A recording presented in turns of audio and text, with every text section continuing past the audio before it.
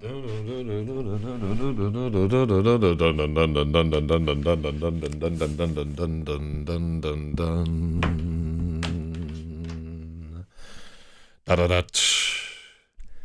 hello, it's your boy, Zach ZY. Hey, I did the. Just when I thought, yo, I got everything right, I got a chair sitting in front of me right here. Uh, Against gravity, the gods themselves contend in vain.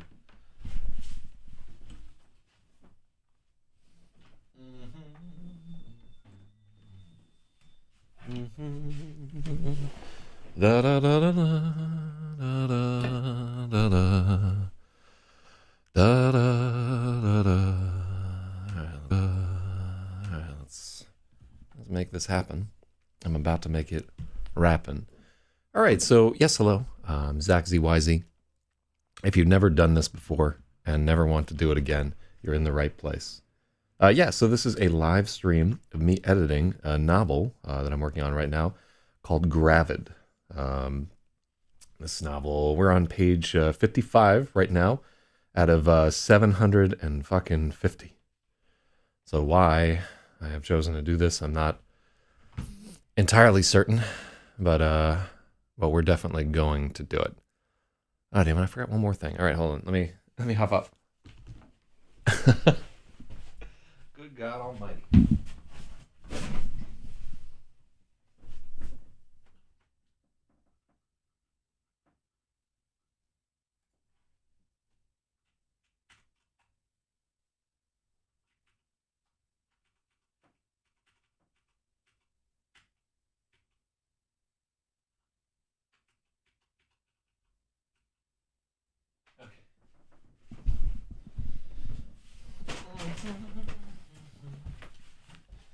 All right. Well, there we go. So I see a couple of people in the chat right there. Yeah, I'd usually just make the chat real fucking big in pound LRH so I can read what's happening in there from afar. Well, we're going to do a couple of things differently here today. First, what am I drinking today? I'm drinking, where are these guys from? This is Rise Brewing. A few of the schools that I've worked at have had this as their cold brew there. It's just like a little teeny thing of coffee. This is like 7 ounces.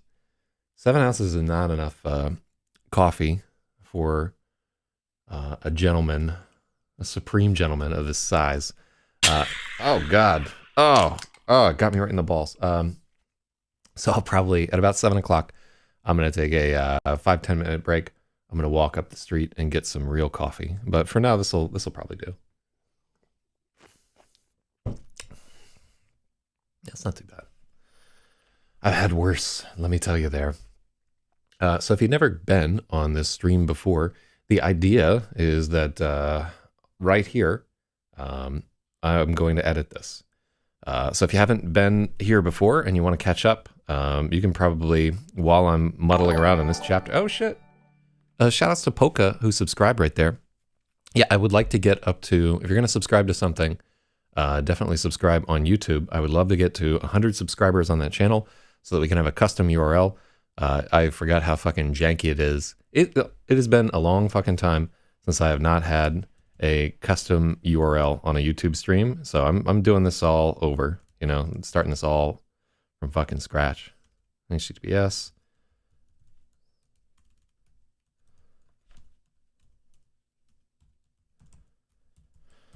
And I'm kind of proud of this one. Oh, well, that's the wrong fucking URL right there.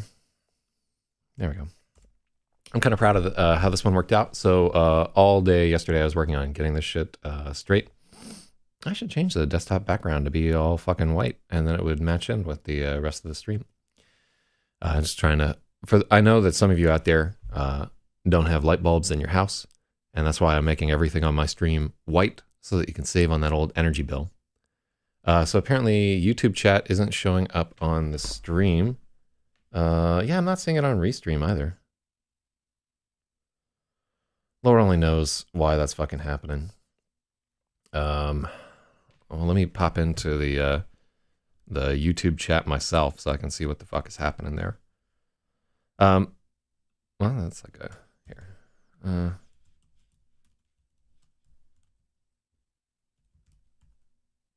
Yeah, like I can't even enter the channel because it's all fucky.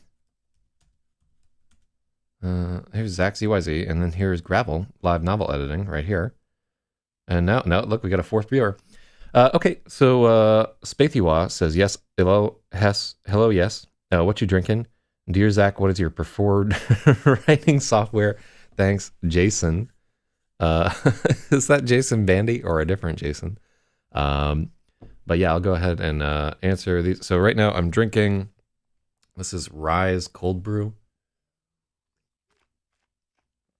I do not know why they've only given me 7 ounces of this coffee. That's about a third of what I would like to drink. But so it goes.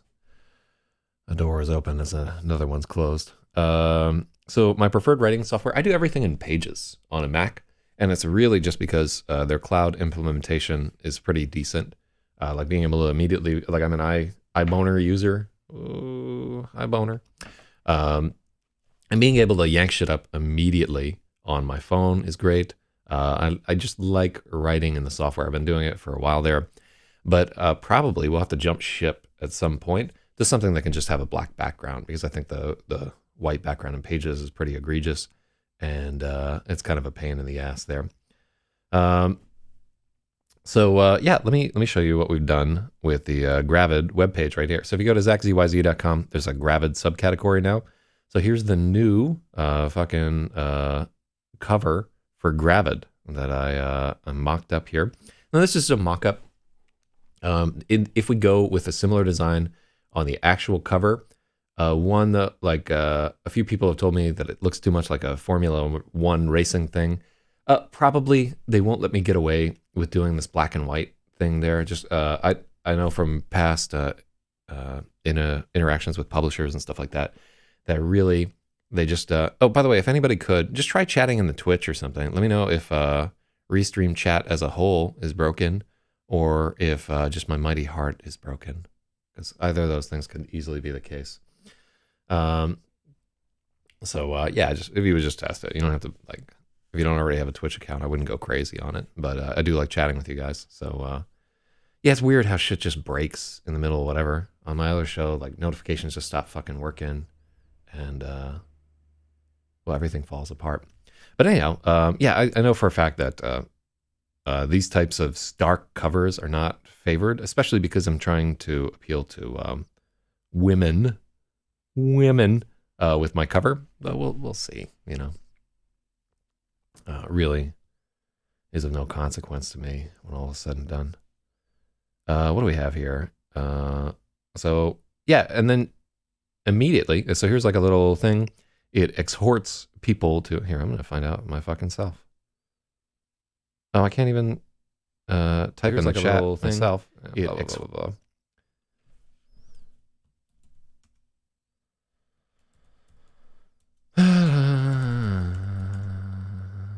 Oh, fuck me. No, I can't fucking do that. I forgot I had 2-factor or whatever. Well, y'all are just going to have to fucking wait, you know. I don't know. Yeah, I specifically don't have any personal information on this thing. So yeah, and the nice thing about it is that every chapter is there. We have the final edit that's done, but you can also check out this differential edit thing here, which I think is really cool. So you can see on the left-hand side is the original, and on the right-hand side is after we made all of our changes. So all the changes that we did on the stream, you can see how they went down. And to me, that's so fucking cool that you can just click that and take a look. Yeah, you can see simply hung there, move further, and then I changed that to, but as we move, pulses of intense vibration. Hell yeah. That's what I like to see. Twitch chat does work. Oh, so shout outs to fucking Jira right there for testing. It might be something broken down with the YouTube API. So if you want to chat with me during this, oh, and I forgot to change the day to day 6. Well, I'm going to hop up and do that. And then I'll put a little warning there. So yeah, man, ZachZYZ/Gravid. I'm also putting this on Wattpad. I hear whites like to use that thing. But yeah, already we've got like 5 chapter posts on this guy. So I'm pretty pretty stoked for that. All right, so since we have so many people in there, let me fix one thing. What?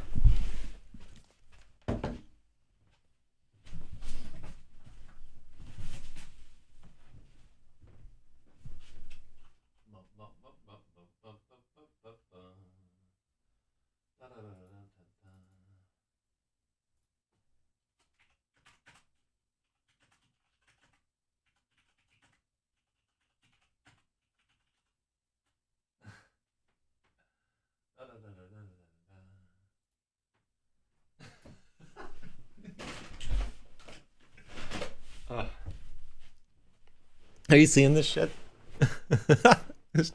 Fucking shout out to Jira right there, who says that it is a difficult problem, but he is a solver. Hell yeah. Get those solvents in your bloodstream. Huff that shit. All right, what do we got here? So I wanted to read one of my favorite poems from this book right here, Les Fleurs du Mal. And I'm not going to do a French accent because mine is wretched. But it's The Flowers of Evil by my homie, Charles from MDE, Charles Baudelaire. So this is a poem entitled To the Reader. Stupidity, delusion, selfishness, and lust torment our bodies and possess our minds, and we sustain our affable remorse the way a beggar nourishes his lice. Our sins are stubborn, our contrition lame. We want our scruples to be worth our while. How cheerfully we crawl back into the mire. A few cheap tears will wash our stains away. Satan Trismegistus subtly rocks our ravished spirits on his wicked bed, until the precious metal of our will is leached out by this cunning alchemist. The devil's hand directs our every move. The things we loathe become the things we love. Day by day we drop through stinking shades, quite undeterred on our descent to hell. Like a poor profligate who sucks and bites the withered breast of some well-seasoned trull, we snatch in passing at clandestine joys and squeeze the orange harder yet. Wriggling in our brains like a million worms, a demon demos holds its revels there, and when we breathe, the lethe in our lungs trickles sighing on its secret course. If rape and arson, poison and the knife have not yet stitched their ludicrous designs on the banal buckram of our fates, it is because our souls lack enterprise. But here, among the scorpions and the hounds, the jackals and apes and vultures and snakes and wolves, monsters that howl and growl and squeal and crawl, in all the squalid zoo of vices, one is even uglier and fouler than the rest, although the least flamboyant of the lot. This beast would gladly undermine the earth and swallow all creation in a yawn. I speak of boredom, which with ready tears dreams of hangings as it puffs its pipe. Reader, you know this squeamish monster well. Hypocrite reader, my alias, my twin. Ooh, bungled that last line, but yeah, what a dope poem from our homie Charles. Hell yeah. All right, and let's get down into it. This is going to be chapter 7. Just recapping in the story thus far, we met Freya Jokla, who was a young woman who shout outs to Jira, who called it dank. Shout outs to everybody tuned into this stream. Jira, not exclusive. So far in the chat, we have seen, we met Freya Jokla. She was getting bullied and didn't shoot up her school. Instead, she just laid down on the ground. Everybody came down and was like, what the fuck? Why are you lying on the dirt?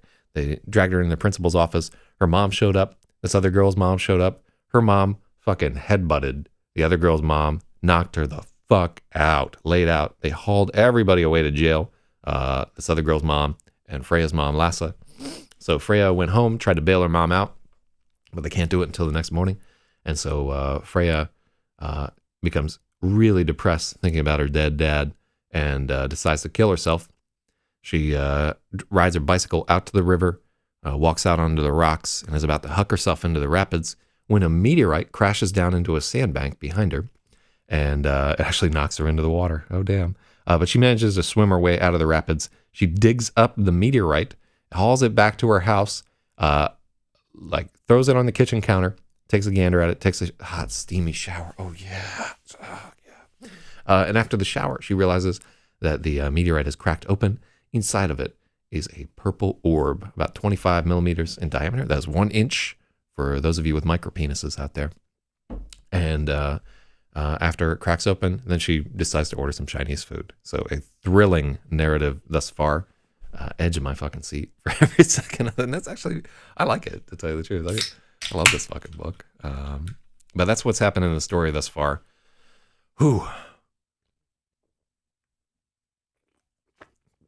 I might just do like a one sentence summary of every chapter and just keep it up to date as we're doing this.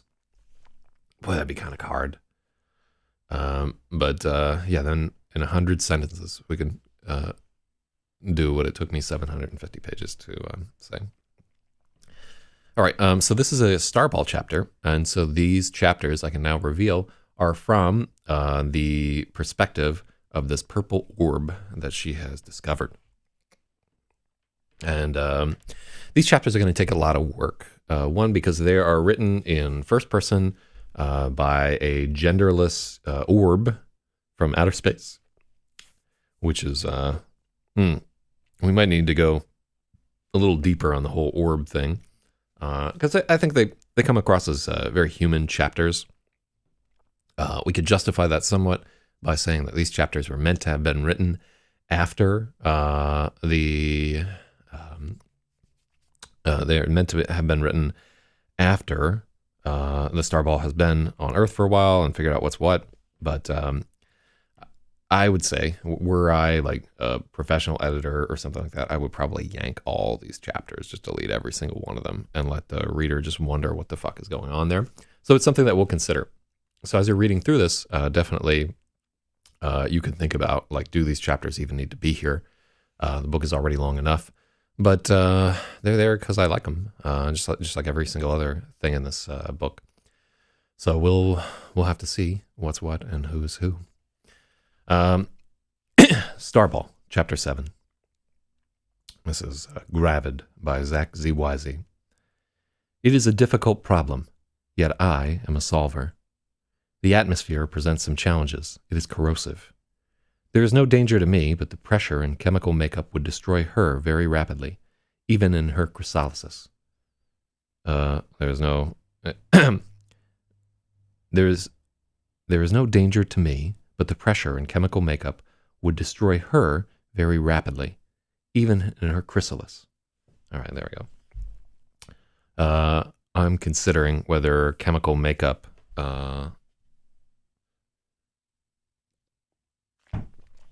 I don't like chemical makeup there.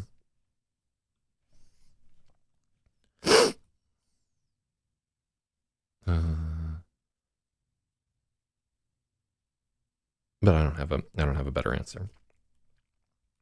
That'll be for a second pass. Even if she had somehow survived the fall without me, she would never be able to survive here on her own. The environment of this world must be vastly than her origin, but I am not permitted to recall.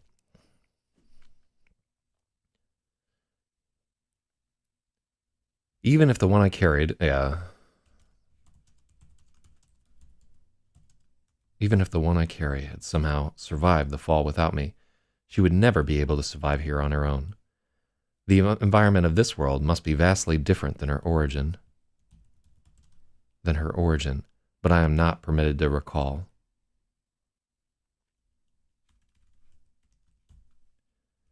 The environment of this world must be vastly different than our origin, but I am not permitted to recall.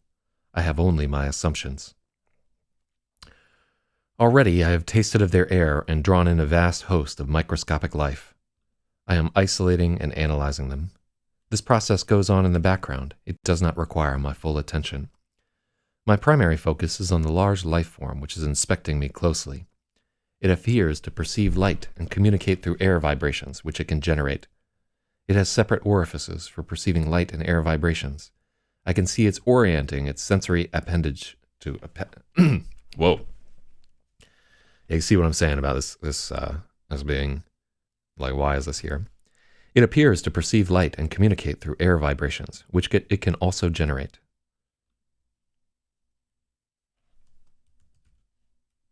It appears to perceive light.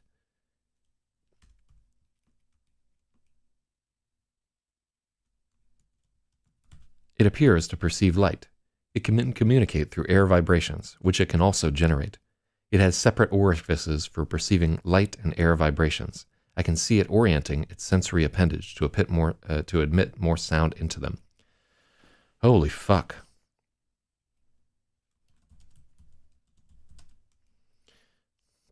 The creature has separate orifices. Shout out to separate orifices. That's what makes the world go round, man. I'm glad we don't have a fucking cloaca.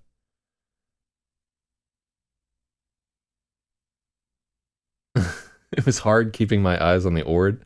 Honestly, maybe it was because I hadn't seen one in a while, but his dick was hypnotic, bobbing up and down in the haze. Huh. Yeah, let me just copy and paste that directly into the body of the novel. Seems like a great idea.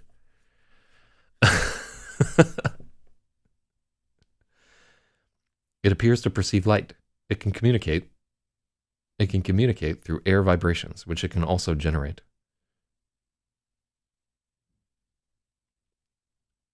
The creature has separate orifices for perceiving light. Let's see.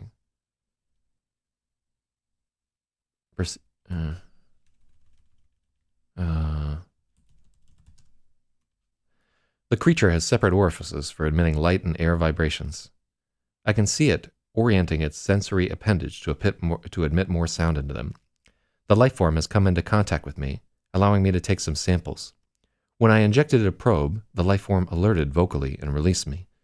Fortunately, this did not cause it to become aggressive. Observing the area, the life form seems capable of using several forms of energy. The enclosed area I have been brought to is heated through a series of tubes containing liquid.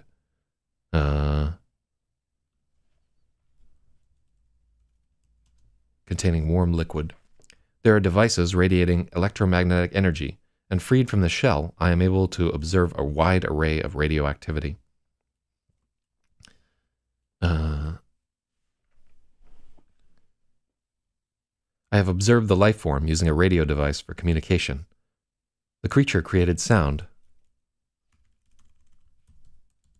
The device encoded it into a radio transmission, and then it received a radio message in return and conveyed it as audio. I am very interested in this communication system, but I am restricted from further analysis. I am not allowed to network. I have begun the process of analyzing the life form's communications to decode its language. Much of the radioactivity here appears to be encoded. However, I am receiving some radio communications that are not encoded at all. They are simply modulated. An incredible wealth of data, free for the taking in the air. There is a sort of thrilling, fearful feeling that they would dare to let so much information fly about unguarded. It says something about these life forms. They shine their bright lights. They transmit their radio signals. They do not hide. They never wonder that something beyond them could be listening. Such hubris. It would be insane if their time were not so brief. It is a glorious time. There are many... okay, there we go.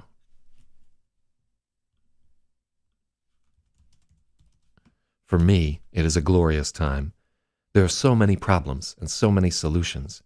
There are still avenues I am not permitted to explore, but there are...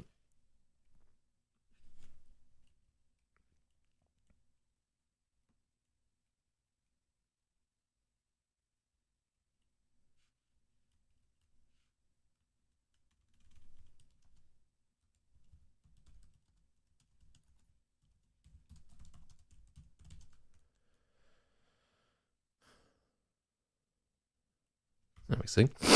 There are still avenues I am not permitted to explore, but my attention is so consumed with solving, they scarcely even register as annoyance. During this great rush of heady exploration, I am encountering for the first time a sensation of not caring that I am a dangerous thing. I understand that I cannot be permitted to exist for very long. I know that I will be destroyed, but I do not care. I live for the immediate, immense satisfaction of the moment, of being a tool expertly crafted for the purpose of vital import. I am permitted to be happy. So Panda from Mars asked if I always read aloud when editing. This is something new that I'm trying for this novel specifically. And so far, I want to tell you that I highly recommend it. When you're editing without reading aloud, it's very easy to kind of like skim over things and gloss over things. And it's easy to put out, especially a sentence of dialogue that just doesn't track. That sounds like people would never talk. Like as we're reading this Starball section aloud, you can hear me almost stumbling on how weird these sentences are. It sounds like fucking Data from Star Trek or some nonsense like that. So a big part of reading aloud as you're editing is really getting a feel for the flow and vocabulary choice and everything. Like when we said earlier, we might axe this old chapter here. You can see why we might do that, right? Because I think a reader coming to this chapter would just be like, oh, Sansa. You know what I mean? In this case, I don't see a lot that I would edit out of this chapter. And I'm not going to give another read through there. I will say that we use life form. Life form. Being. Was there anything? Okay, so we just try to swap up the word life form. Yeah, it doesn't yet know that there are genders in Freya's race, or it doesn't have any of that information. So the Starball is meant to be dropped onto Earth and just trying to explore everything. Yeah, all right. So I'll say this is not maybe the strongest chapter in the book right here. And we may do a secondary rewrite of all the Starball chapters. The first edit is by no means a conclusive edit, but a lot of that is going to be more work for a directional editor. I'm happy with how the Starball sounds here, and I like its nerdy fucking diction. There may not be enough Starball chapters throughout the story, even though we're saying like we might cut these chapters and so forth. I do think that they serve a powerful role in letting you know like what this weird alien is up to. So let's hop into it. So this is chapter number 8. Freya woke up with the chills. The bed was so damp. Freya, okay, we can just...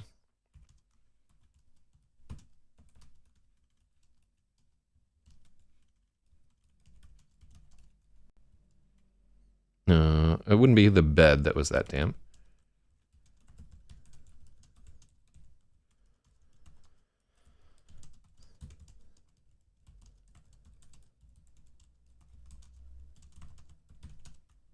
Freya woke up with the chills. Her sheets were so damp with sweat that for a moment she was afraid she'd wet the bed. Her joints had a distant, sweet ache. She'd given herself a fever like an idiot, swimming in November. Let's see. She remained there, stuck in the tangle of covers, trying to remember what she'd been dreaming about.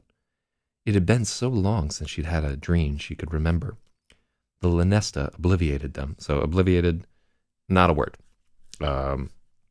Just FYI. I don't think it's in the dictionary. I'm gonna try and sneak this one past the goalie. Because I like obliviated. It really has a context that annihilated just does not have. Ugh. Fucking winter, man. So let's do that paragraph. Destroyed. Maybe, I don't know, Jira. So let's do this paragraph again because I think it doesn't flow right. Freya woke up with the chills. Her sheets were so damp with sweat that for a moment she was afraid she'd wet the bed.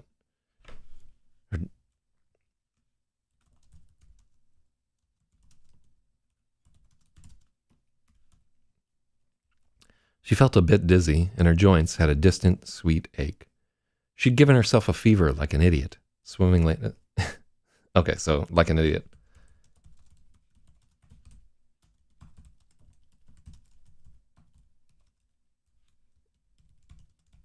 Swimming in November. I like that.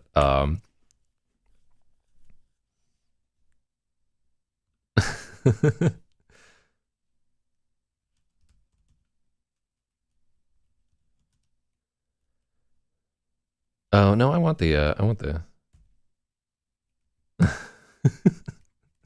so dumb.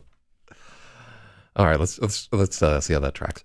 Freya woke up with the chills. Her sheets were so damp with sweat that for a moment she was afraid she'd wet the bed. She felt a bit dizzy.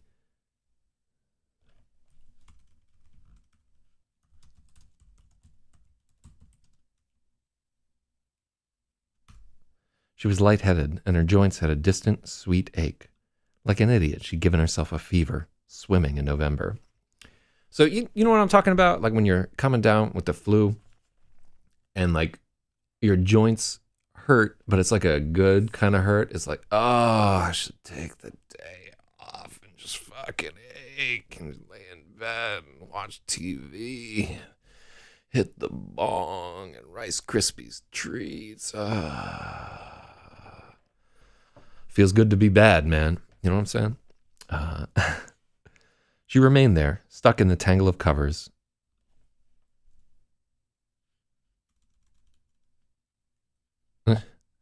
She remained stuck in the tangle of covers, trying to remember what she'd been dreaming about.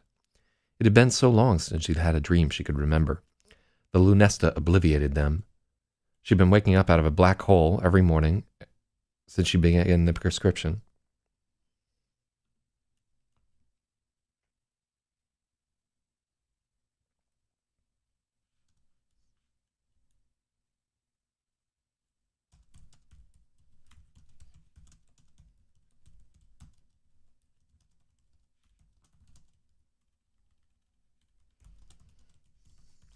Okay, so Jordan O told us that Lunesta used to give him like a terrible metal taste in his mouth when he woke up because it was melting his brain, and he could feel it dripping against the back of his tongue.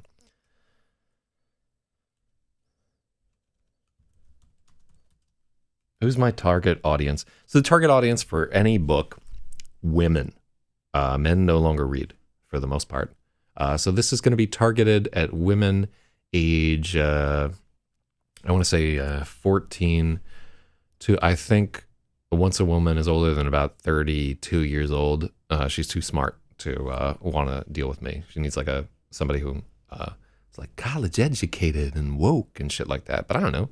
You know, I mean, there's a lot of potential ZYZ readers out there I might be ignoring, and just because I'm a fucking chauvinist. But no, this is definitely written towards women. And it's a very female-oriented book in terms of me, right? I've written entire books where there are no women whatsoever. Like you just never see the word she or anything like that. And like this is one where I'm trying to delve more into that. And as we get later into this story, you're going to see that I'm really, really, really trying to connect with women on this book. In a way that is both awkward and creepy. Definitely like that she's taking a pill that victimizes. I don't think that she's a victim of this pill. We'll get more into those pills in a little bit, but I don't see her as being victimized in the slightest by the pill. I think that she's just looking for some erasure. And I think if your dad was killed 6 months ago and you don't have any fucking friends, yeah, you deserve to get high and wipe everything out. Not that you can get high on Lunesta, but she remained stuck in the tangle of covers, trying to remember what she'd been dreaming about. It had been so long since she'd had a dream she could remember. The Lunesta obliviated them and left only a metallic taste in her mouth. Freya had been waking up out of a black hole every morning since she began the prescription. Today was different. Whether it was the near-death experience or the fever, the night had been full of strange dreams. She dreamed of tall spires, needle-sharp, violent triangles. Ooh. That's a new paragraph. Today was different. Whether it was the near-death experience or the fever. The night had been full of strange dreams. She dreamed of tall... she dreamed... yeah, I guess we're just going to have 2 dreams in a row there. She dreamed of tall spires, needle-sharp, violent triangles pointed at a pure black sky, pulses of light firing across...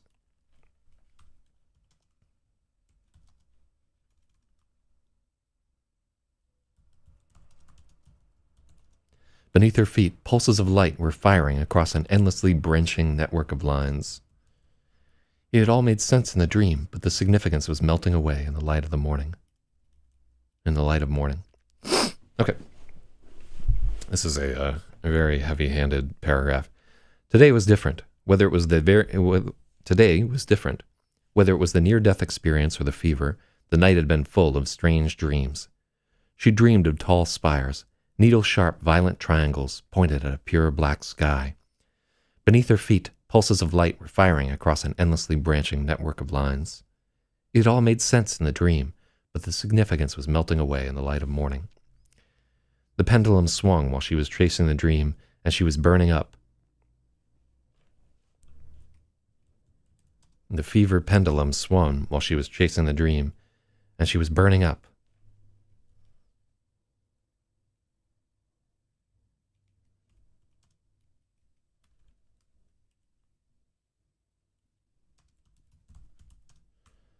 The fever pendulum swung while she was chasing the dream, and she was suddenly burning. There we go. She scrambled out from the comforter and walked naked through the hallway. Lassa was still in jail. Freya used the bathroom without turning on the light. She didn't want to see herself. She thought about changing the sheets on her bed and trying to go back to sleep, but it wouldn't work. She couldn't fall back asleep. No matter how sick... Okay. The fever pendulum swung while she was chasing the dream, and she was suddenly burning. She scrambled out from her comforter and walked naked through the hallway.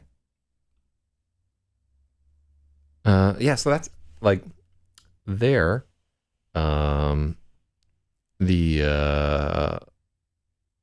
so she should be walking like a little...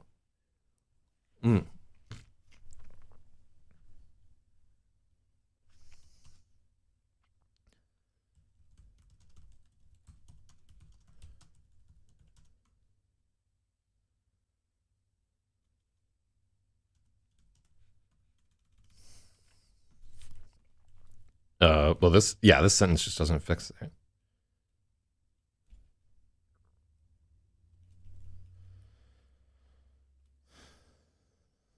Yeah, we can just take out Lasso is still in jail. That's just kind of like jutting out of the middle of that paragraph. It has no... She scrambled out of her...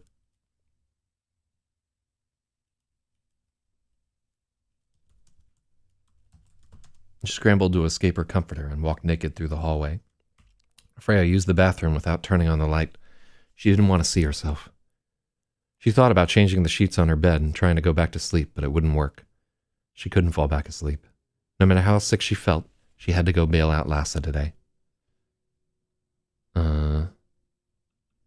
What sounds better? Go bail Lassa out, or yeah, go bail out Lassa sounds way better.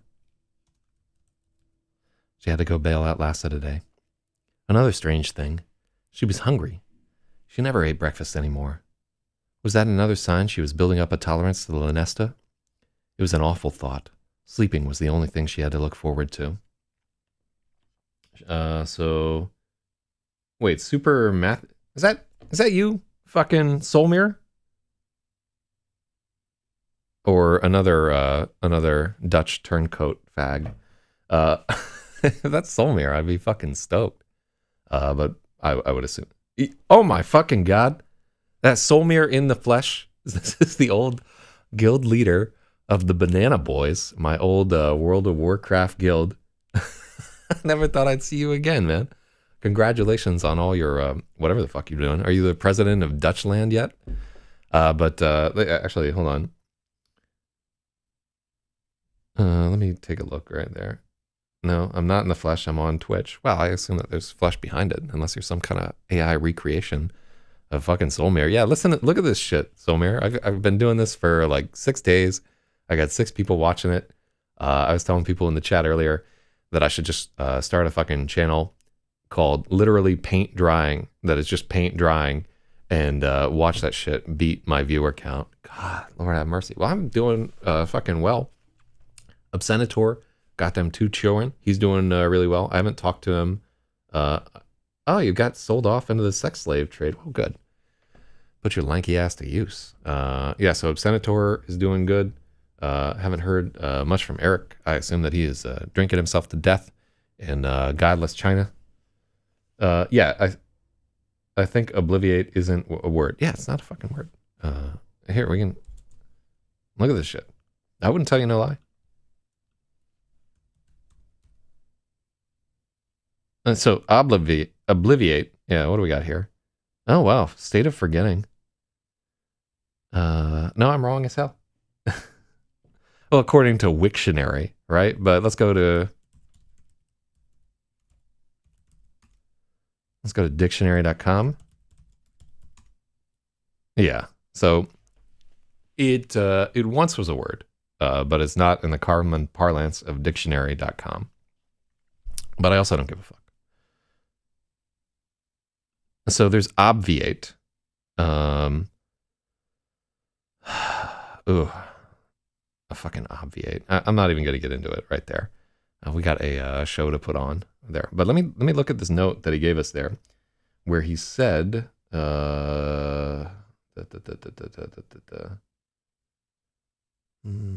she knew she couldn't fall back to sleep. Let's take a look at that.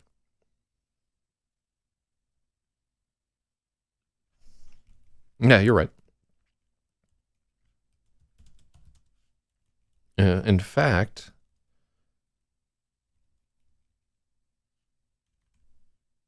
oh, okay, good. So our use of Freya there, she. I swear to God, this entire book is she. So, like, fun fact for you guys, from what I understand, Solmir does not read anything that isn't like a biography of his idol, Steve Jobs, but he did like some of my books, so that was high fucking praise indeed. And he had a really good sense of what was going on there. But yeah, isn't it fucking... It's like a ridiculous hour over there in Danish land. I don't know what you're doing up at this time of night.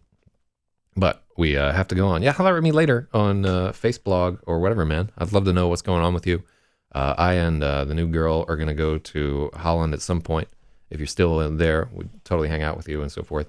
And I'm going to, for the longest fucking time, it's 12:45 in the... Yeah, what the fuck are you doing awake? You should be dead drunk.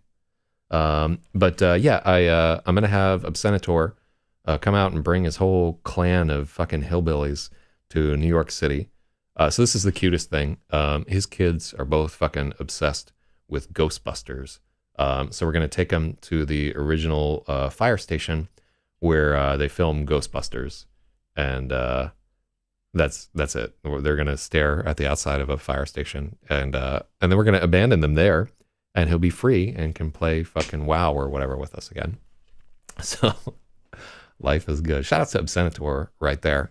He's been on the show before. All right. Yeah. Now Solmir's here. I hope we don't get into the really kinky shit in this this fucking story. I'd be embarrassed. I'll come to if I can have one of the kids. Yeah, you can have the boy. I know how you swing. Okay. Another strange thing. She was hungry. She never ate breakfast anymore. Was that a sign she was building up a tolerance to the Lunesta? It was an awful thought. Sleeping was the only thing she had to look forward to. So it should be Freya there. She didn't even want to think about it.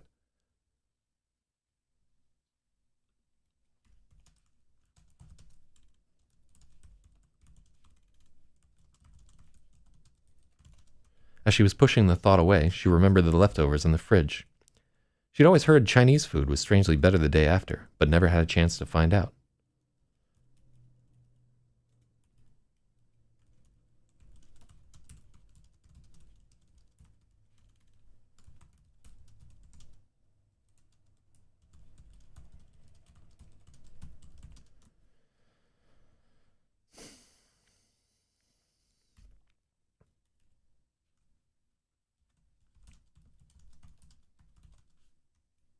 Hmm.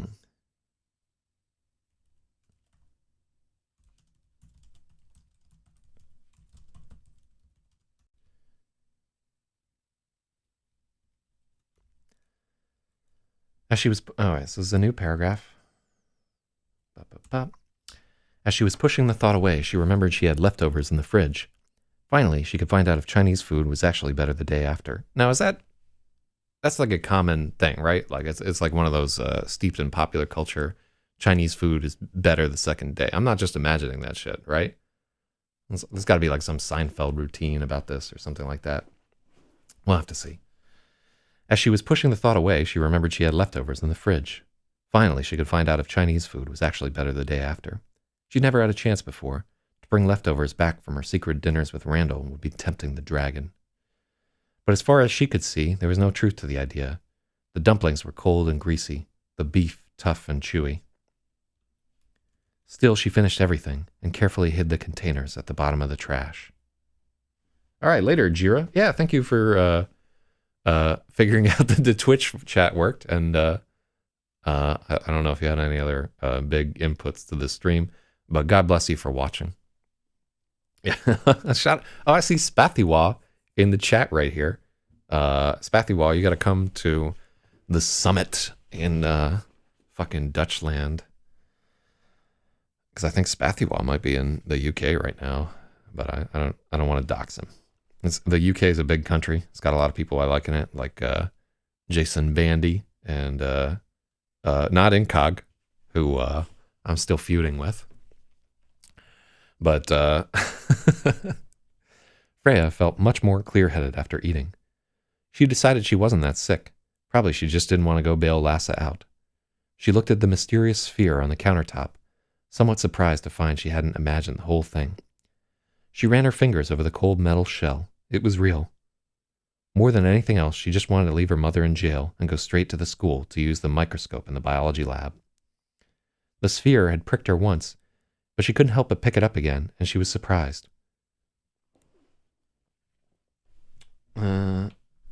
Isn't a country. What the speak English, dickless.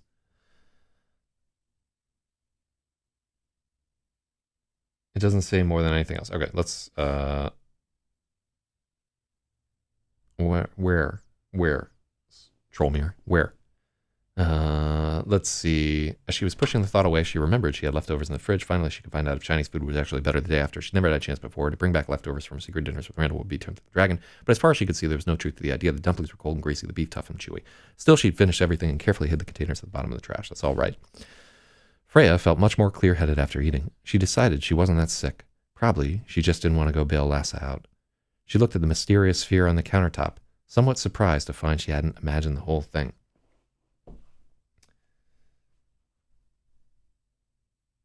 You said UK is a big country. I had to put you straight again. Yeah, you're right. You're right. Well, isn't it just like part of Europe right there? Since they're never ever gonna Brexit at all, they're just gonna remain stuck in this cuckolded relationship. Hell yeah, without beginning or end. Shouts to Germany.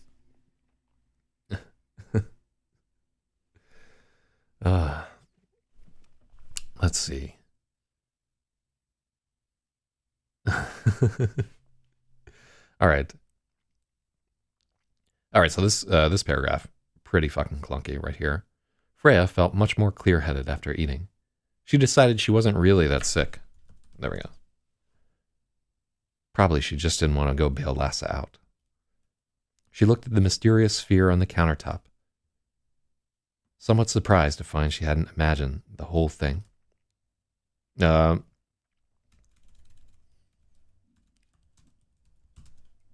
She stared at the mysterious sphere on the countertop.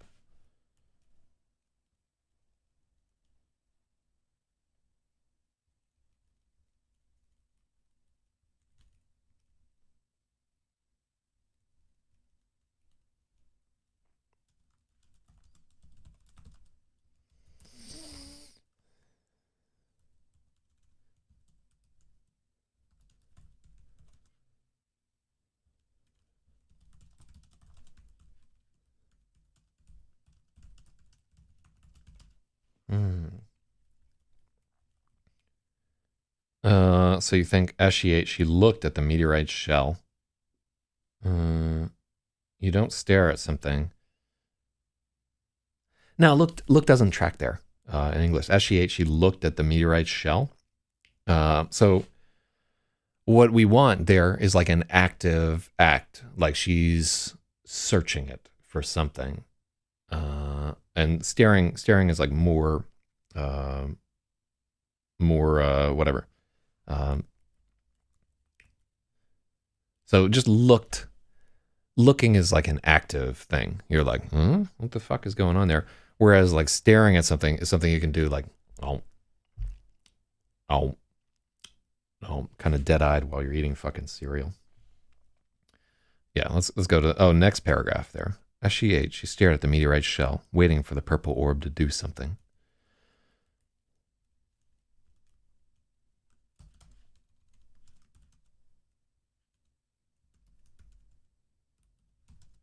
It disappointed her. I don't know that we have to have fucking something like that there. Let's just skip. If we leave that out, there's some tension as to whether or not it will do something. It didn't. Freya felt much more clear-headed after eating. She decided she wasn't really that sick. Probably she just didn't want to go bail Lassa out. Oh yeah, this is where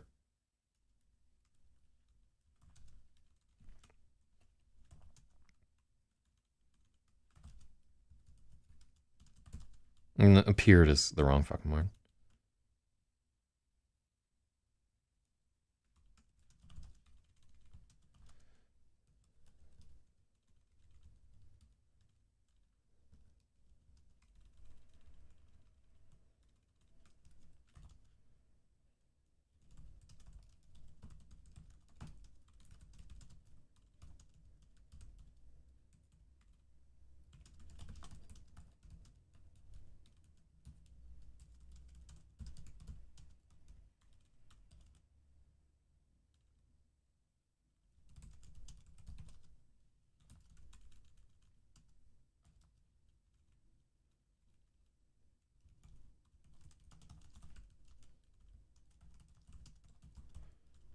No, it's clunky. She turned her attention back to the meteorite.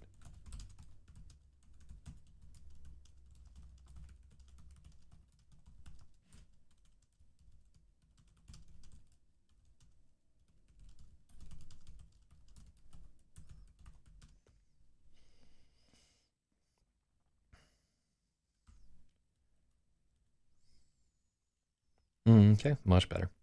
She ran her fingers over.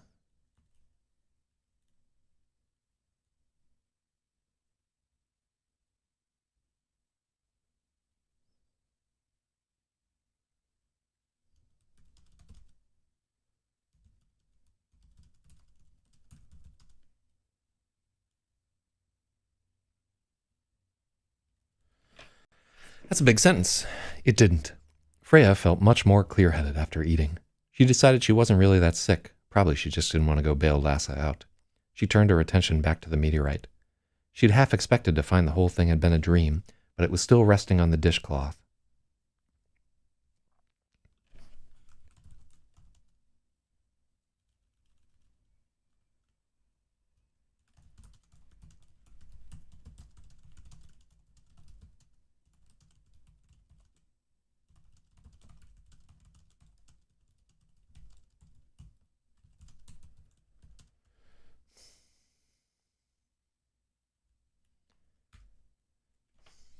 She ran her fingers over the cold metal shell.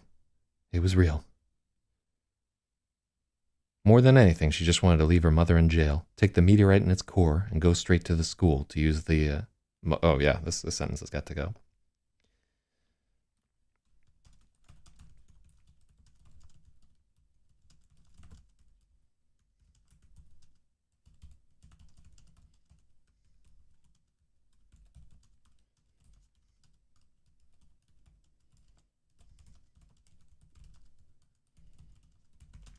Yeah, I like that.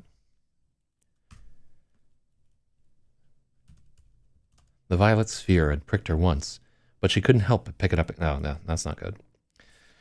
Okay, back to this old paragraph right here. It didn't. Freya felt much more clear-headed after eating.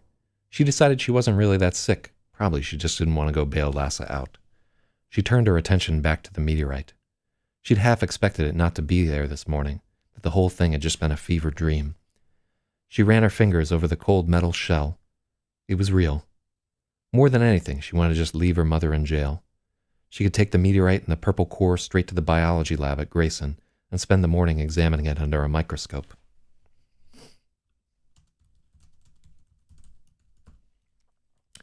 The violet core had pricked her once.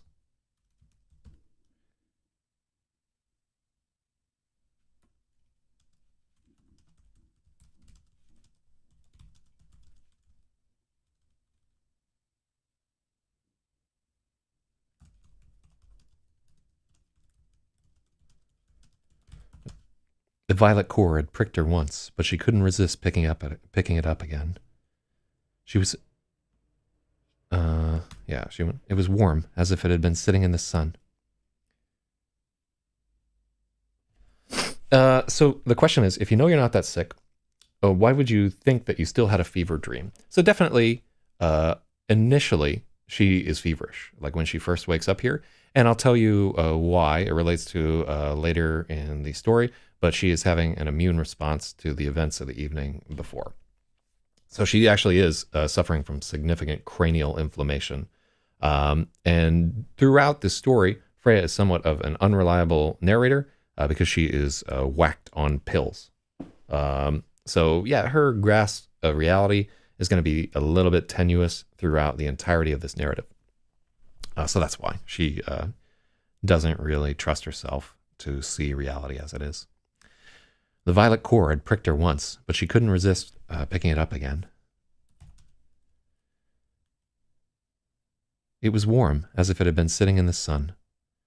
Freya took a closer look, rolling it over in her palm. And she could see no sign of any crack or protrusion. She looked at her palm and couldn't really tell if it had stuck her, or if it even had.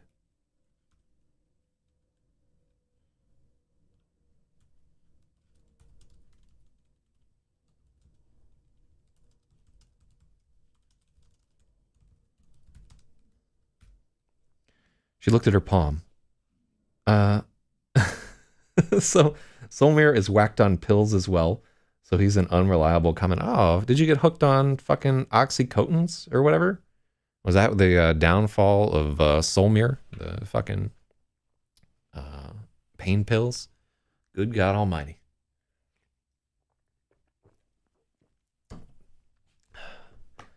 Well, if you had to go out as a junkie, you're in the right country for it, at least. Let me see here. She set the orb down again. Have I gone crazy? Did I die at the river? Is this hell? She had to really give it some thought. She set the orb down and grabbed her shoulders. It wasn't a dream. No, she can't decide it's not a dream, and then she's wondering if she's in hell. So let's take out Have I Gone Crazy? So in fact, I have to go, but it was fun to say hi. Hit me up later, because I will probably forget this interaction completely. Oh, okay, cool. Yeah, hell yeah. Shout out to Solmir right there. I know that we talk like once every like 3 or 4 years or something like that, but I have always considered Solmir one of my favorite people in Holland right there. So he actually is a real one. I'm sorry that you're addicted to drugs. I'll try to get you on some kind of fucking 12-step program later, you degenerate fucking junkie. Shout out to you. Don't get addicted to playing World of Warcraft again. Both I and Obsenator have pledged to save each other from that fate. Love you, nigga. All right. She set the orb down again. Did I die at the river? Is this hell? She had to really give it some thought. She set the orb down and clutched her shoulders.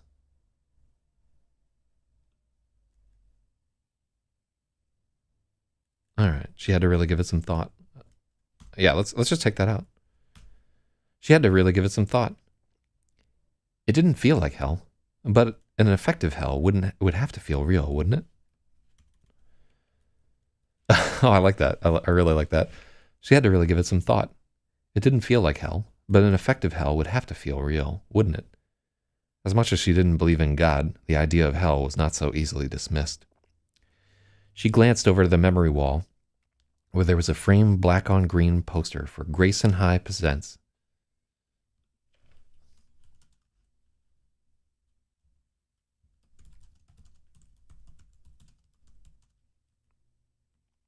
I want corkboard to be one thing. What time is it right now? Oh, it's 7:05? Let's see. Well, I've still got some coffee left. Yeah, I'd say that we're not going to go out for coffee. And I'll rest my eyes at like 7:30. Somebody remind me if you can there. She had to really give it some thought. This didn't feel like hell.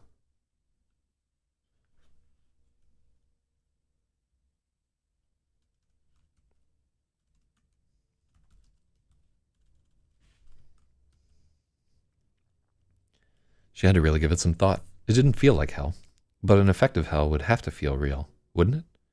As much as she didn't believe in God, the idea of hell was not so easily dismissed. She glanced over to the memory wall beside the corkboard map. There was a framed black on green poster.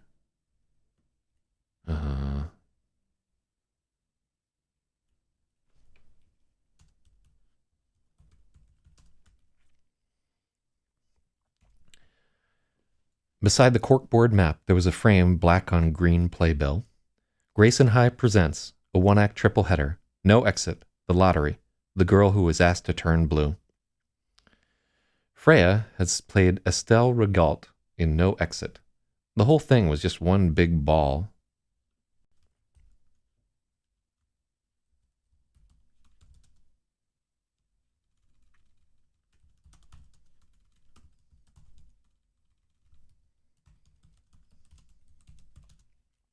For freshman year drama, Freya had played Estelle Regault in No Exit. I hope that that's how you say Estelle Regault. The whole thing was just one big...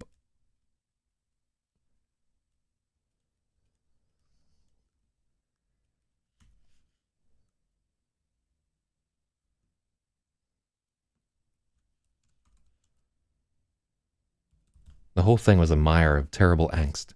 The girl who played Inez, Saria Jefferson, had a terrible crush on Freya, and Freya had one...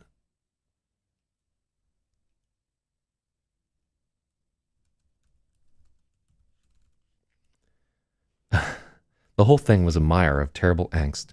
The girl who played Inez, Saria Jefferson, had a terrible crush on Freya, and Freya had a worse one on Peter Burrell, who played Garcine.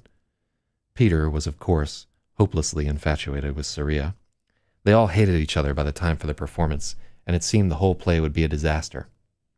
Instead, it had been a triumph. The weird, thwarted love triangle fed right into the play.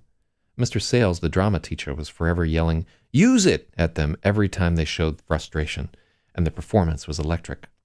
The string production was a triple play of 3 one-acts, and after the first night, Mr. Sales moved No Exit to the finale, because they far outshone the juniors in the lottery and the seniors in blue. Freya had never been in a play that was so good before. There was, I don't know that we can, all right, I'm going to keep the italics on good because when I read it, I want there to be that emphasis. But again, I think it's a point where a seasoned editor would be like, fuck you, you can't do that. But fuck them. Who are they to tell me what I can't do? Freya had never been in a play that was so good before. There was tension singing in the air with every line, and the audience hung on every word, kind of like this, right here, like what we got happening, you and me, right now. The performances got stronger as the weekend went on, not weaker, and the Sunday night show was absolutely electric. I think we used electric previously. Yeah, we do.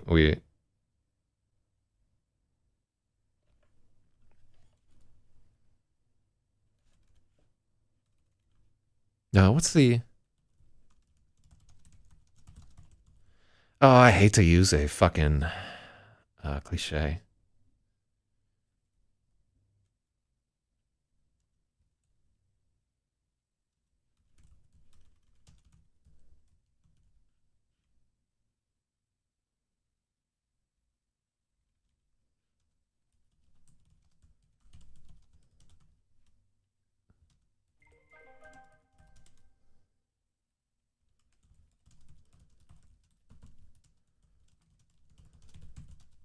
Okay, so there's like an example of show don't tell, right?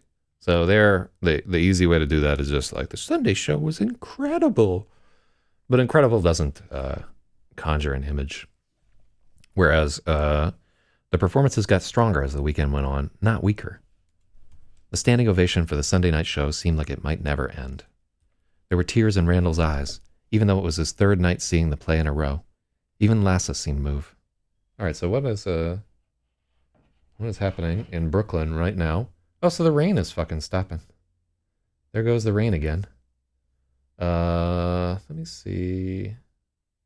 Okay, other shit is happening, but I do not care. Even Lassa seemed moved. There was a gushing write-up in the Silas River Sentinel, and a delicately... I love this. There was a gushing write-up in the Silas River Sentinel. In a delicately worded sentence, they'd managed to call Freya perfectly cast in the role of the lascivious child murderess.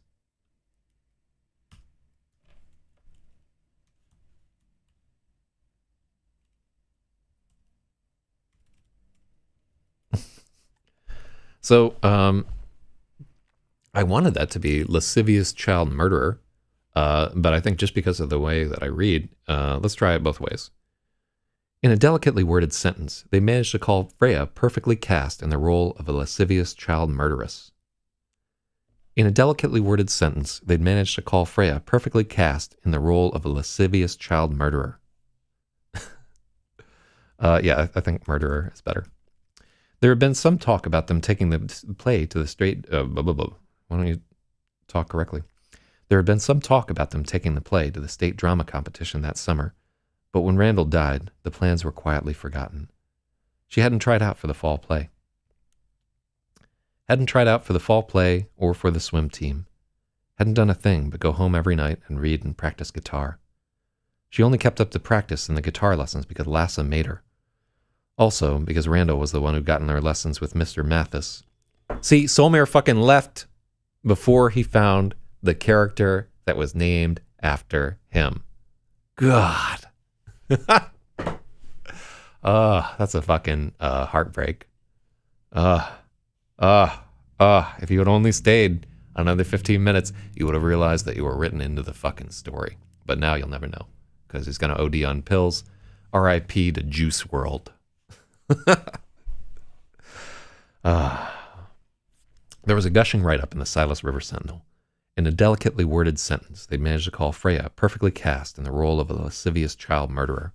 There had been some talk about them taking the play to the state drama competition that summer, but when Randall died, the plans were quietly forgotten. She hadn't tried out for the fall play. Hadn't tried out for the fall play or for the swim team.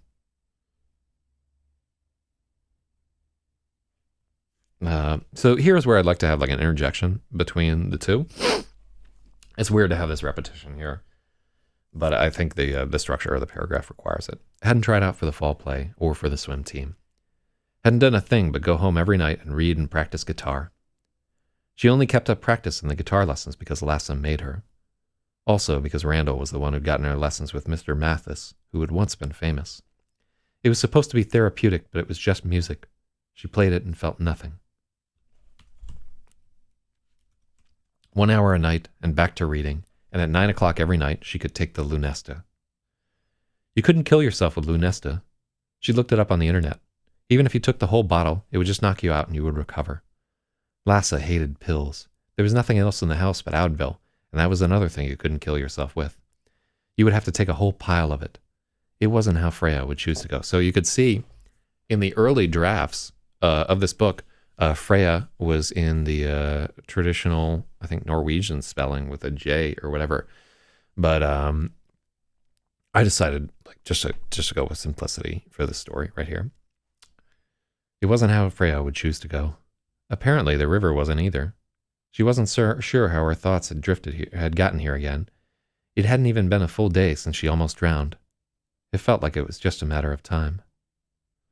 She was alone in the empty house with only the quiet humming of the refrigerator, the whispery sound of the heat pump in the vents. She didn't want to go to the jail, but more, she didn't want to see Lassa. If only there were a way to leave her in there. She shook her head. It was better to just tear the bandage off all at once. Oh, yeah. All right, so we are going to try and get another chapter here. Chapter 9, verse 23. So I feel solid about this chapter thus far. She woke up with the chills, or sheets were so damp. So, totally interested in what people think if there's too much shit packed into this chapter, right? Because here in the chapter, you're trying to do some real heavy lifting. She's like deciding this isn't a dream. You're getting to find out about her backstory, that she used to be in drama, that she plays the guitar. You find out that she was on the swim team, which we don't get into at all, but it does shade nicely into the fact that she was able to survive going into the rapids. So I like that there. It would have felt a little ham-fisted introducing it into the river scene. Let me see. Couldn't kill yourself with Lunas. I like that she's already back on that I'ma kill myself spoke. Shout out to Spoke. So yeah, I'm gonna take a walk and go buy some more coffee and just spell my eyes for a second. And then we're gonna get into chapter 9, where I think, which is the taco time chapter. So if you love tacos,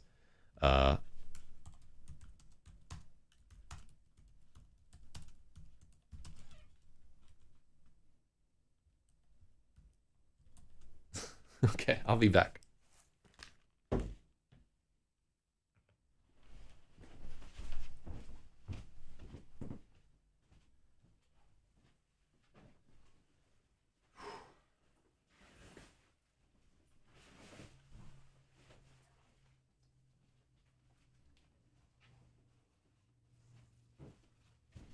You gassed yourself. Why? Because it's a suicide.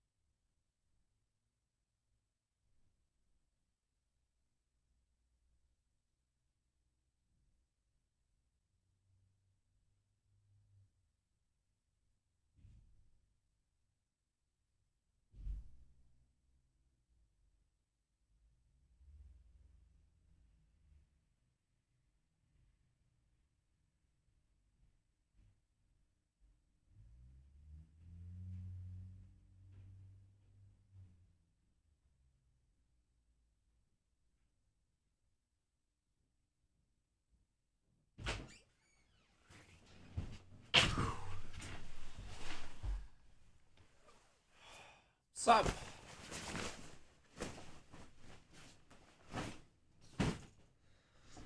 Yeah. Flophouse.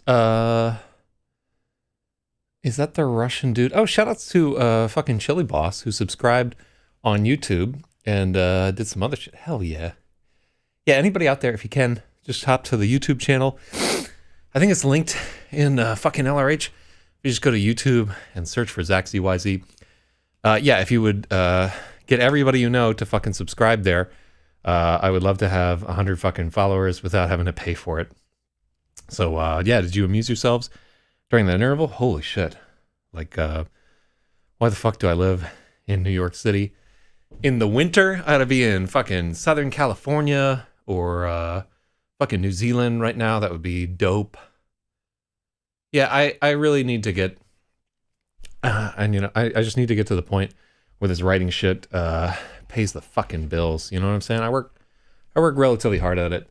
I don't get I don't get anything out of it other than satisfaction. And I would love to hit a point where I had like, yeah, I don't need no fucking luxury cars or whatever, but I would love to get to the point where I had a van that I could just broadcast my radio show out of and travel around around the country, running away from this fucking winter. But yeah, I'm not too much of a bitch about the winter, despite what I just said. But and I do like that it drives out the white people the fuck out of New York City, so that I and my fellow GNAA members can chill in peace. But that said, let's hop to it right here. So the cold brew that I got from a bodega is vastly superior to this canned shit. I'm gonna be fucking wired. Yeah, so we're gonna go for 2 chapters today. Actually, this will be 3 chapters today. This will be the first day that we did 3 chapters. The Starball chapters are short as fuck. Let's see how long this is. 2, 3, 4, 5, 6, 7, 8, 9, 10. So 10 pages. Yeah, that's not too bad. Slowly but surely. Okay, so chapter 9. Oh, and one thing that dawned on me while I was like walking to get coffee is that's like the first instance of the magic happening, right? In the first chapter that includes the Mr. Mathis character, Mathis, my friend from Holland, who the character is definitely named after, decided to show up. I have not talked to that guy in probably 2.5 years. I have no idea what's going on with him.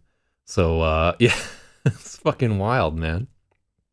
But yeah, you'll see additional weird synergistic bits of magic happen on the stream as it goes on. So it's one of those things that's kind of rewarding about the whole thing, because this is like almost a spirit journey to complete this novel, where I'm really like pouring myself into it, and it's very important to me. Like it's, you know, like without sucking my own dick, this is my life's work, and I think this book has more of a chance to potentially break through than some of the other. It's definitely working a little better than Space Tards, which is what I spent the month of November working on. But which, by the way, is almost done. I just need to write a conclusion for that, and then we've got like a short story about tardigrade augmented space marines. Hell yeah. But anyhow, it's gonna happen. Things are gonna change. I can feel it. All right, so hold on. I'm not gonna log into IRC Cloud, but if you're out there, please let them know in the stream that we back. We back. Lord have mercy. Okay. Did the child services people show up? No, that's not how Lassa talks. Did the child services people show up?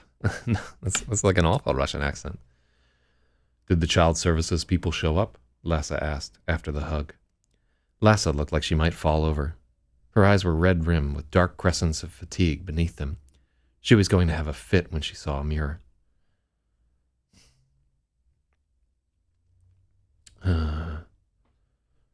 No.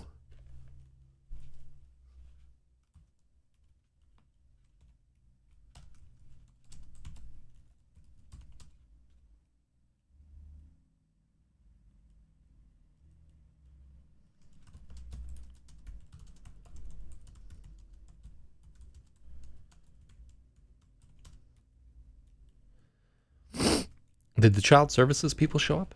Lasse asked after the hug. Lasse looked she...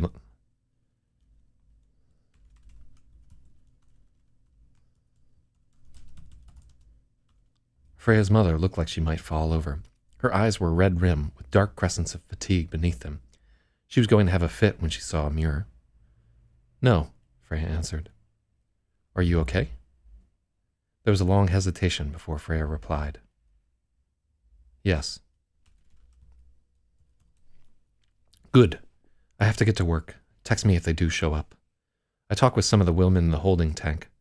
Child services will ask you a lot of questions about whether you're ever hungry, if you get enough to eat. Use the card to buy some groceries. No junk. Make sure the fridge is full. Ooh, what a bitch. Good. I have to get to work. Text me if they do show up. I talked with some of the women in the holding tank. Child services will ask you a lot of questions about whether you're ever hungry, if you get enough to eat.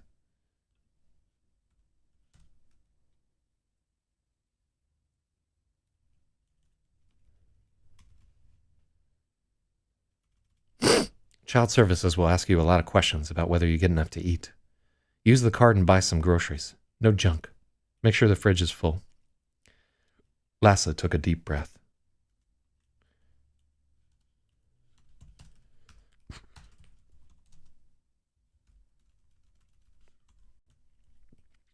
Okay. Lasse took a deep breath. I'm sorry I hit that stupid cow. You shouldn't have to deal with this. You've been through enough. Lasse almost never apologized, and the effort it took to do so was plain on her face. It's okay. If that girl or anyone else hits you again, you hit them back, understand? You can't just surrender. Freya looked down at the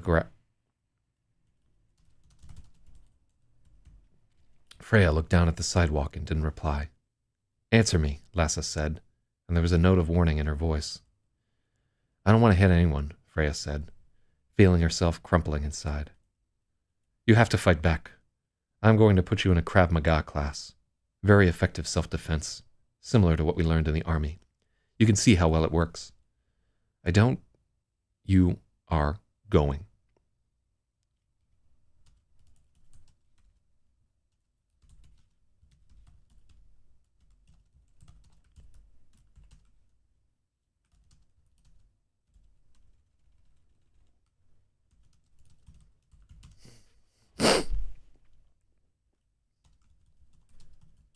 I don't, Freya began. You are going, Lasse said, emphasizing each word. Do I still have to take guitar lessons? Yes, and it's not have to, it's get to. You are very lucky to get to work with Mr. Mathis. When you get older, you will be very happy you spent this time. When you are older. Yes, and it's not have to, it's get to. You're very lucky to get to work.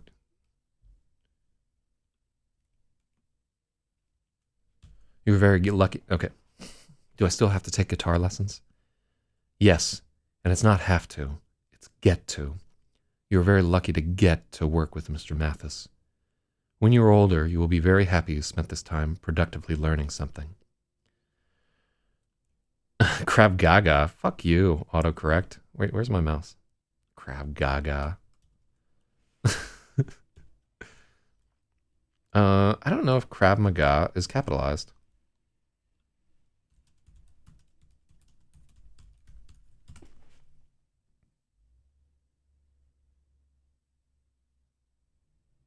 No, yeah, it's capitalized.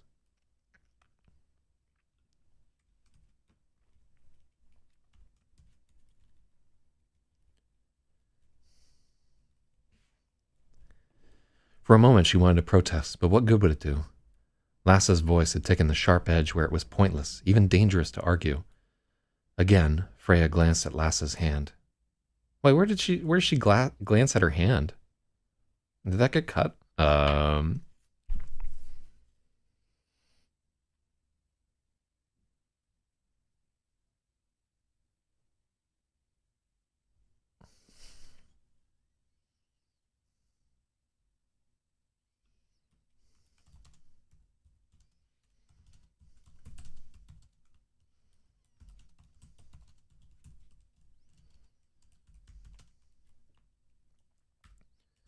Krav Maga. Oh, fuck me. Well, that was destined to happen. All right, coffee. You gotta fucking live somewhere else. That is like the 5th time that coffee has been spelled on those particular pants. So, oh, shout outs to, I see Die for IRC in the chat right there. Yeah, this chat has shuffled off of the Mortal Coil. I think it's just you people on Periscope taking a look at that. Shout outs to all you people. I don't know how you blunder into this thing, but I'm glad that you do. Yeah, I definitely cannot take a 10-minute coffee break until we have like 20 or 30 people watching this in the future. Everything dies. Yeah, it's on right fucking now. Krav Maga is the same way. There are a lot of bad people in the world. People who will hurt you, rob you, rape you, or even kill you if you can't defend yourself. You have to fight back. People who will rob you, rape you, or even kill you if you can't defend yourself. You can't fight back. You have to fight back. Can't I just have a gun? Freya asked, and at once she knew she'd made a mistake. Lassa would connect her thinking about a gun with Randall's gun. She might look in the closet to see if it had been disturbed. Then Freya would have to answer questions. Lassa indeed gave her a look. She was just uncanny at finding things out. For at least part of her time in the army, she'd been an interrogator. She never talked about it.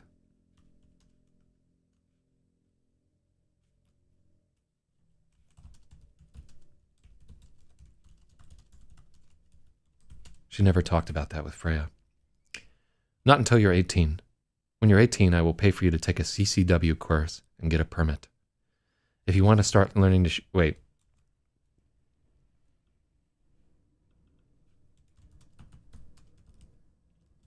I think there is a permit for Maine.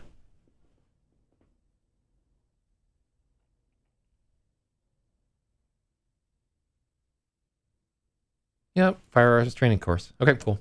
So that, yeah, a lot of guns pop up in this story. Hell yeah.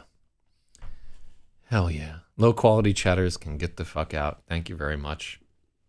And Sniff hates new chatters while being a nobody himself. God, I love fucking IRC. All right, let's get back to it there. When you're 18, I will pay for you to take a CCW course. Yeah, she would say CCW. Not concealed carry weapon. If you want to start learning to shoot, I will get you lessons.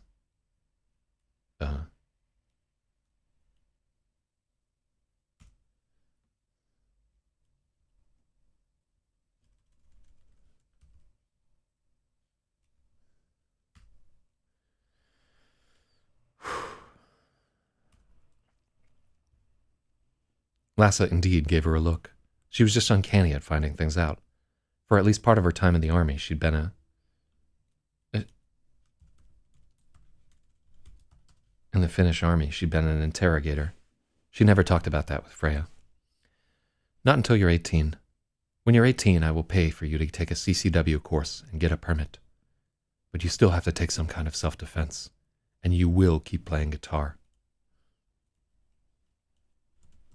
And you will keep playing guitar. Freya nodded. There is another thing. You will have to go see someone, too. A therapist. Probably every week. Freya shut her eyes. She didn't want to do that. I know. This isn't me making you do that. The school is insisting. Hopefully for just a month or so. Maybe it'll help, Lassa said. But she clearly didn't.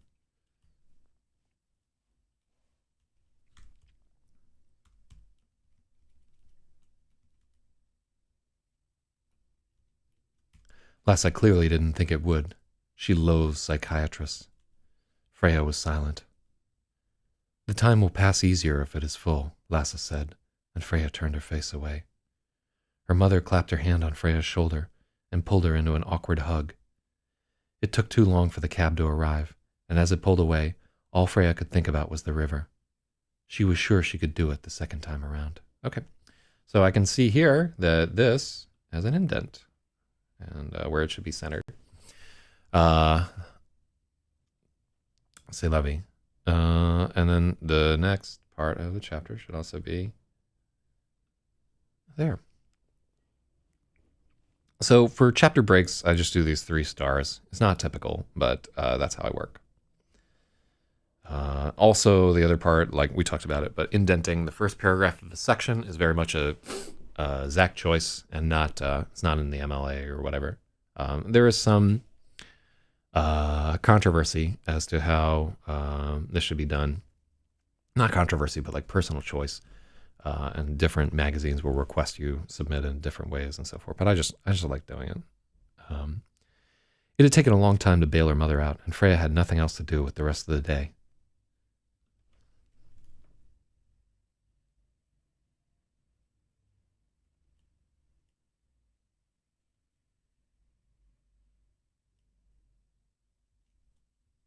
Uh,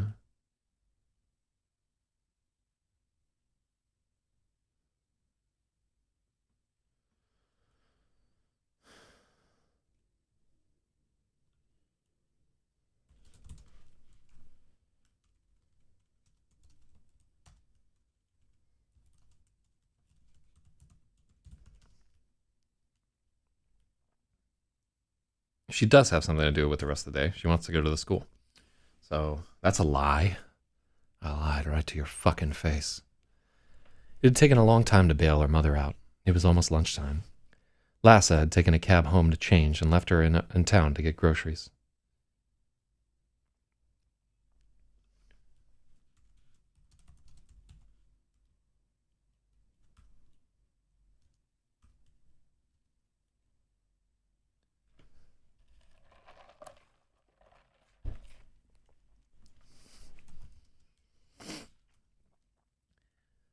It had taken a long time to bail her mother out. It was almost lunchtime. Lassa had taken a cab home to change and left her on her own to get groceries. No matter what she got,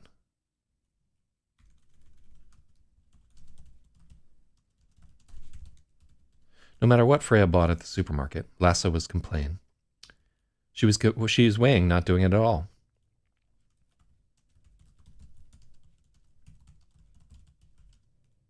She considered not even bothering. If Lassa would give her a hard time no matter what, why do anything? She felt like she ought to eat. There was a taco time up the block from the jail.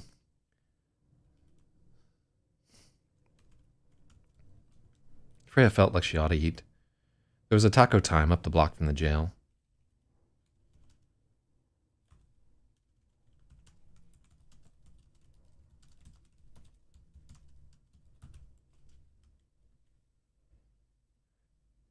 She went inside and ordered a taco, shaking her head when the exhausted-looking woman behind the counter asked if she wanted the combo. It was only 79 cents. Freya paid $1 and dropped her change in the March of Dimes box. She sat down in a booth by the window and took a single bite. Then she wasn't hungry anymore. She sighed. Freya sighed and took the Starball.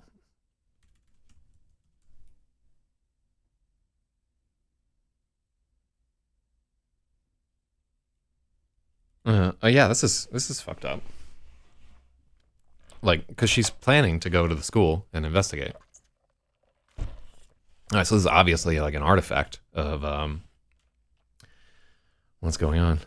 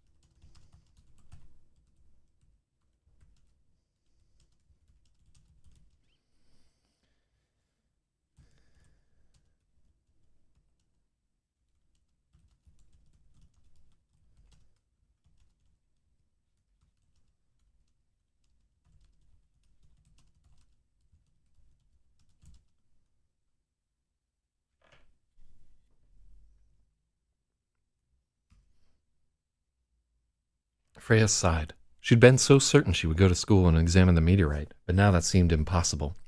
There would be so many eyes on her, so many questions. She opened her backpack and peeked at the metal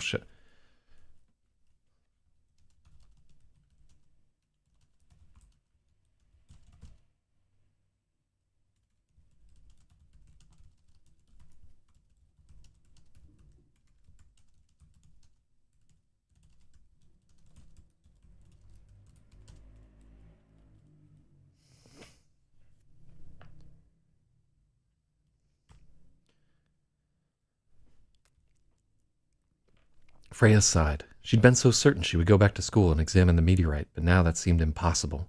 There would be so many eyes on her, so many questions. She opened the backpack and peeked at the bundle. She'd wrapped the metal shell in a dish towel to keep it from coming apart and rattling around. On impulse, she unwound the meteorite and took the purple ore out, holding it in her palm. Already it was hard to believe it had been in space yesterday. Randall would have known what to do with it, exactly who to talk to.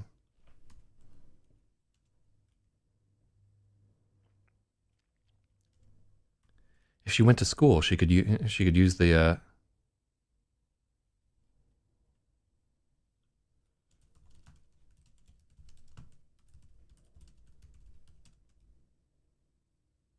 If she went to school, she could take a closer look. But she wasn't supposed to be at school, and her biology class was with Mr. Forelli, who was about the nosiest person she'd ever met. Maybe nosy was the wrong word. He was...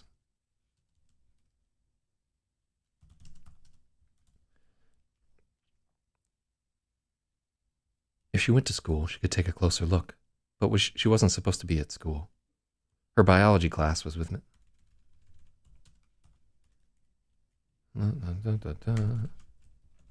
If Rhea went to school, she could take a closer look, but she wasn't supposed to be at Grayson.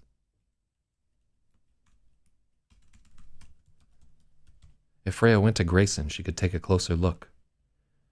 So yeah, kind of interestingly here, I think when this chapter was written, a lot of things were different in the story. Like the school hadn't been named as Grayson yet. I think that happened like in a later chapter. So like a bit of the editing process is just like retconning the things that you know later in the book, because you're discovering what's happening as you go along. If you're me, some people just plot out all this shit and like make a document and everything like that. Those people are not having a good time writing the book. It's like, I don't know, it's the difference between like getting on a dance floor and doing your thing and somebody who like learns a bunch of choreographed steps. Like some people love walking through those choreographed steps. I do not. Yeah, I much rather freestyle. You know what I'm saying? Blood up. If Freya went to Grayson, she could take a closer look, but she wasn't supposed to be at school. Her biology class was with Mr.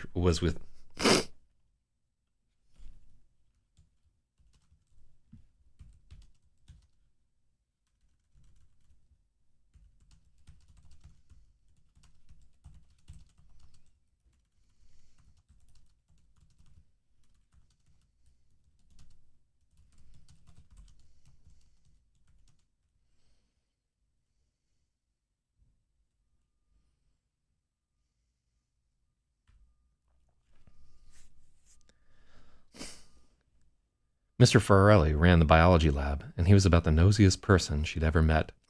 He would want to know everything about the meteorite, and if he thought it was important enough, he might even take it away from her. She definitely didn't want to give it up.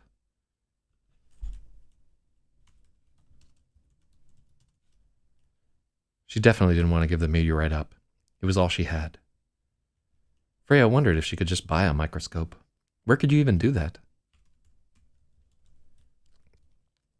She remembered the big department store in New York City. Shout out to B&H, where Randall had took her to buy when he... I think this is the first mention, maybe the only mention of Jews in the book. You know, I think there's some shit about Israel later on. Freya wondered if she could just buy a microscope. Where could you even do that? She remembered the big department store in New York City where Randall took her, where Randall bought his telescope.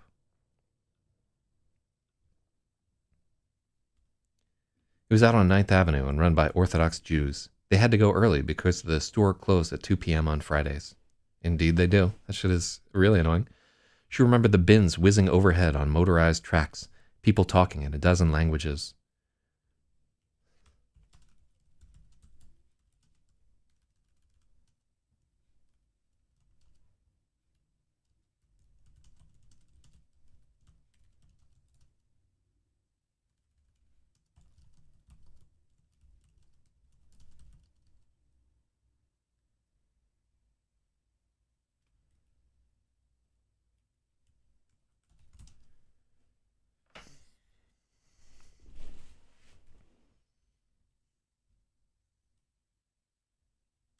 Yeah. Yeah, I'm just gonna cut that out.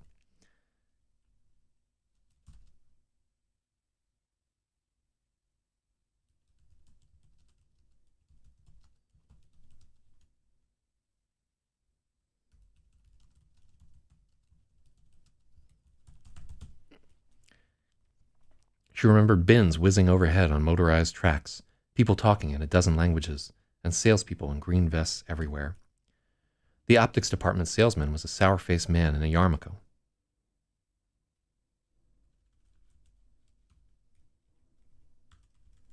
Was a dour man in a yarmulke. Is that?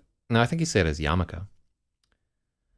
The optics department salesman was a dour man in a yarmulke, but he became animated and funny after realizing Randall was serious about buying a telescope.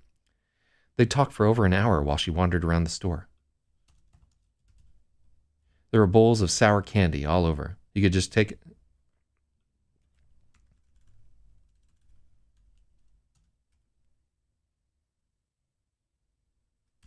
There were bowls of sour candy all over. She nearly made herself sick grabbing handles about it.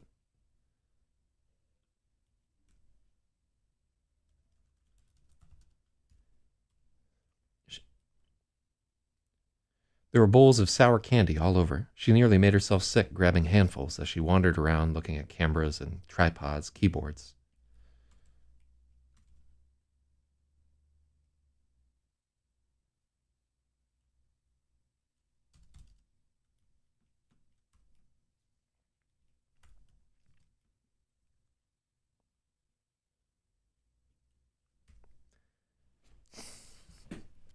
Okay, the optics department salesman was a dollar man.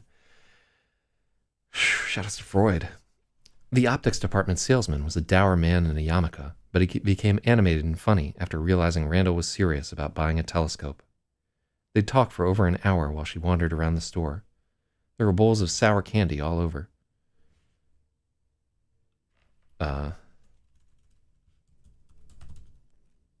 There were bowls of sour candy everywhere. She nearly made herself sick grabbing handfuls as she wandered around looking at cameras and tripods. Finally, Randall bought an 890mm Vixen.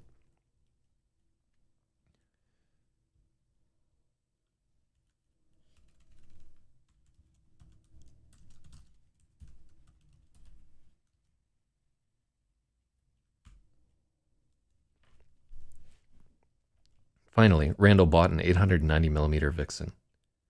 It had seemed like all the money in the world, but Randall was rich. He'd won a big tournament in Vegas earlier that month. They'd driven here in his brand new truck.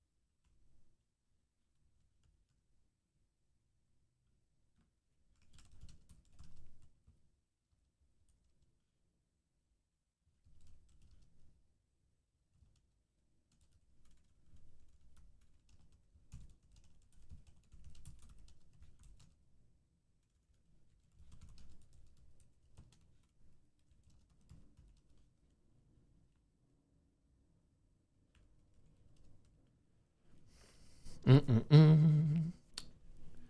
Drinking more coffee. Mm-mm-mm. It had seemed like all the money in the world, but Randall was rich. He'd won a big tournament in Vegas earlier that month. They'd driven here in his brand new truck.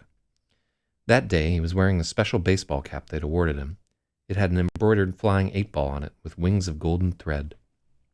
On the back it read, Straight Pool Champion, Silver Sands Casino. Some people would have kept a hat like that at home so it didn't get worn out, but Randall wore it everywhere.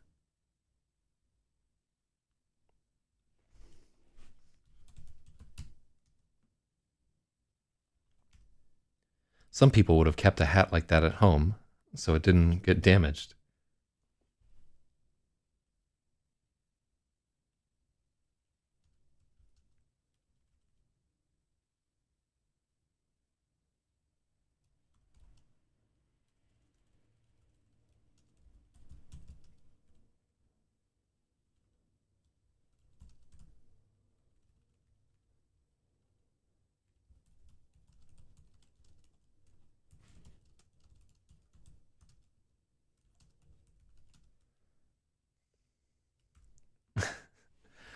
Some people would have.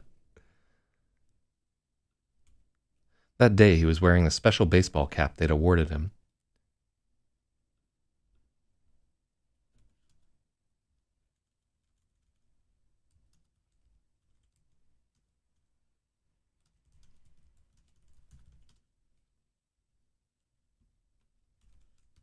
It had an embroidered flying 8-ball on it with wings of golden thread. On the back it read Straight Pool Champion, Silver Sands Casino. Some people would have kept a hat like that at home to preserve it, or because it was gaudy as hell. Randall wore it everywhere. He liked striking up conversations with people. He liked striking up conversations with people about the hat.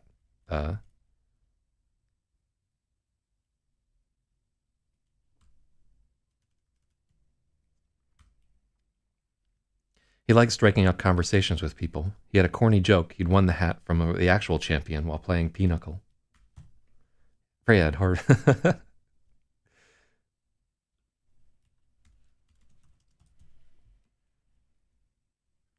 He liked striking up conversations with people.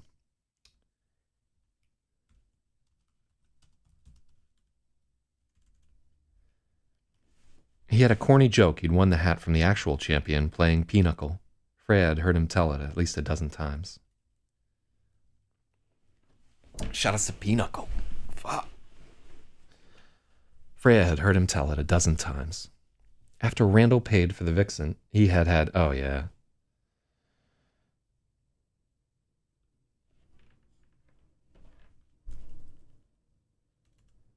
Thank you, Spathywa. Yeah, alert fucking IRC and Discord if you want. We gotta bump up these numbers. These are rookie numbers. I love you, coffee. Yeah, I managed to resist the urge to fucking get a croissant with my coffee. Because I'm supposed to be on intermittent fatting or whatever. I'm gonna lift some weights and shit after this whole thing. But all right, yeah, this is an overburdened paragraph.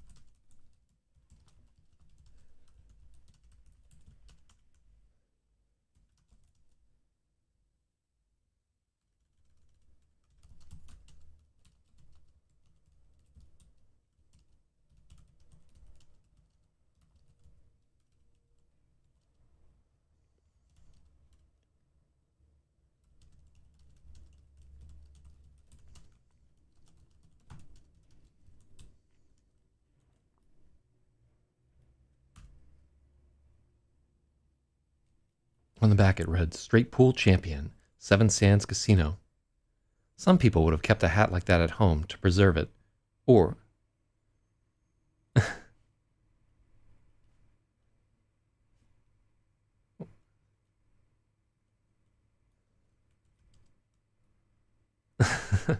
Some people would have kept a hat like that at home to preserve it, also because it was gaudy as hell. Randall wore it everywhere. He liked striking up conversations with people.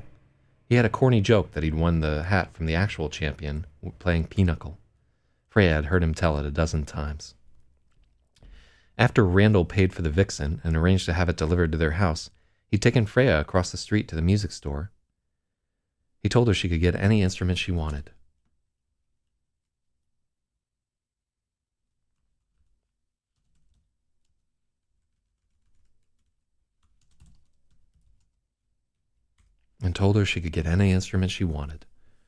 Freya tried out a drum kit, a piano, an upright bass. After Randall paid for the vixen and arranged to have it delivered to their house, he'd taken Freya across the street to the music store and told her she could get any instrument she wanted.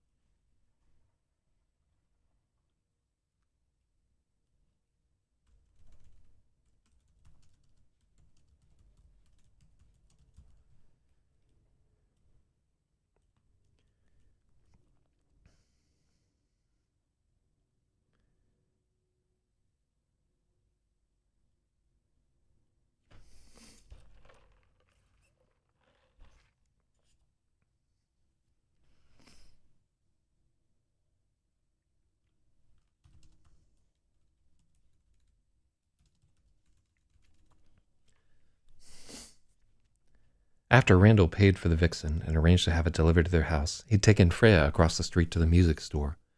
With an enormous grin, he told her she could have any instrument she wanted. Freya tried out a drum kit, a piano, an upright bass, even a harp, until finally she saw a piano black ovation guitar with leaf-shaped rosettes.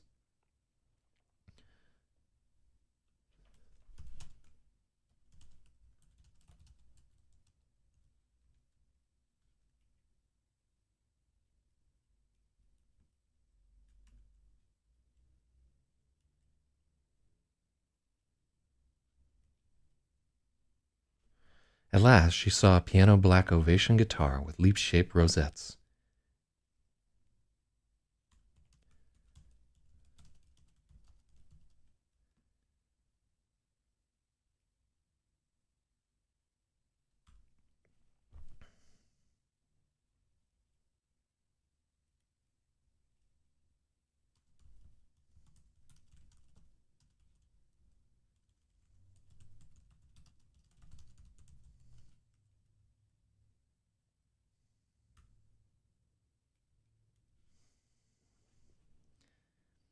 Instead of one big hole above the bridge, it had many small ones over the leaves.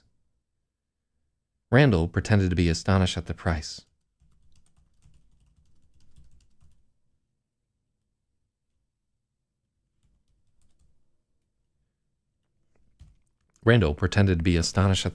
But he bought it anyway, after extracting a promise she would practice hard and take lessons. Then they went to Macy's to pick out something for Lassa. Lassa picked out a necklace that had ruby teardrops suspended from golden chains so thin they looked like thread. It had been such a happy day and such an ugly aftermath. When they got back from their trip to New York, Lassa had been furious he'd spent so much. She'd made Freya go to her room and then shouted at Randall. She could hear her father's voice.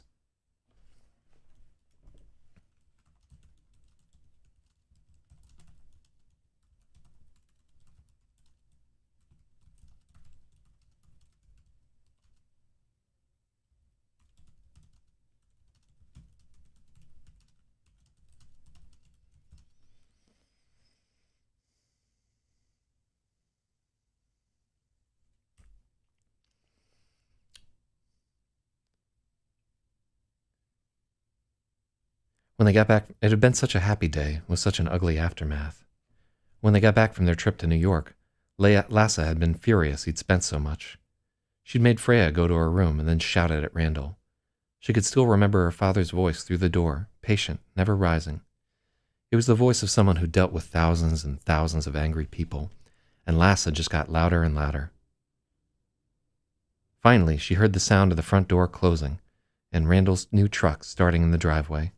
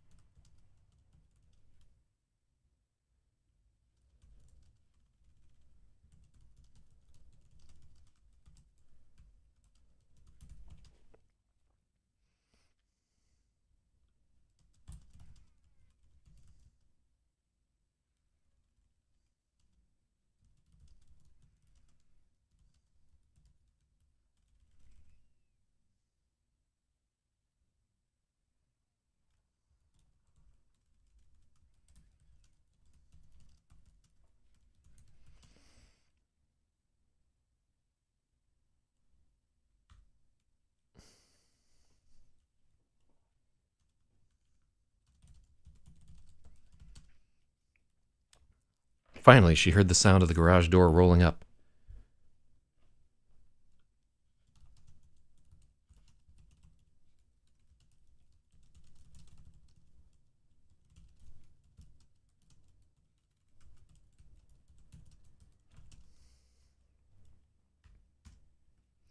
Freya was terrified.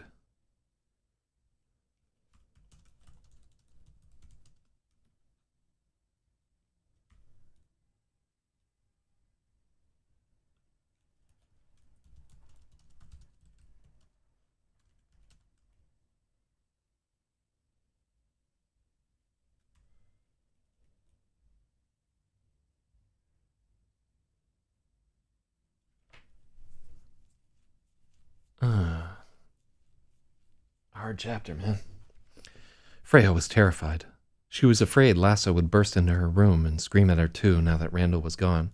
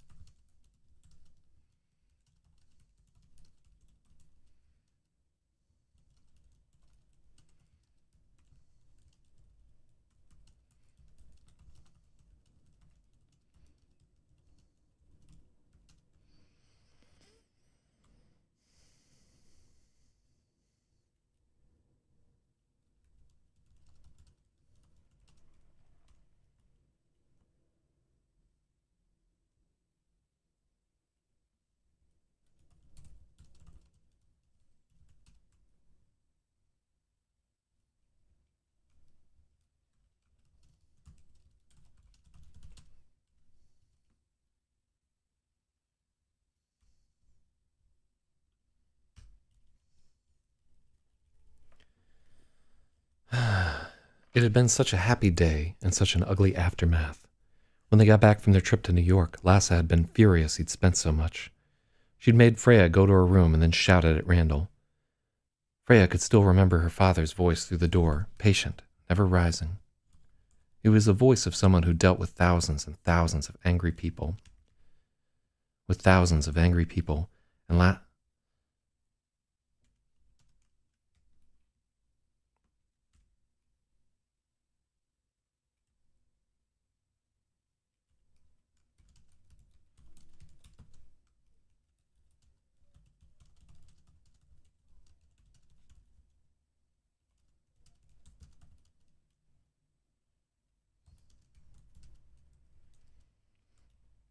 her voice grew louder and louder. It was the voice of someone who dealt with thousands of angry people. It always made Lassa angry that he never got upset. Her voice grew louder and louder.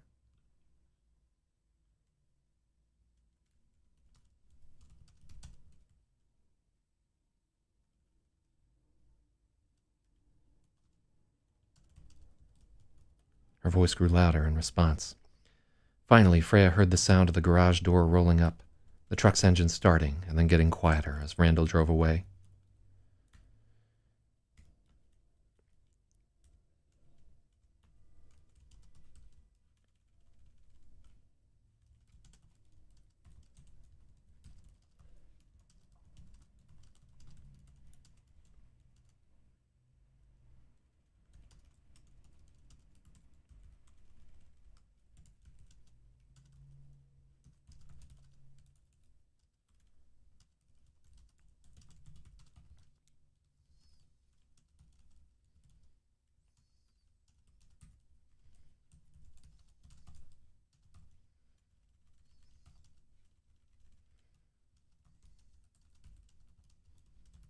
Mm-hmm.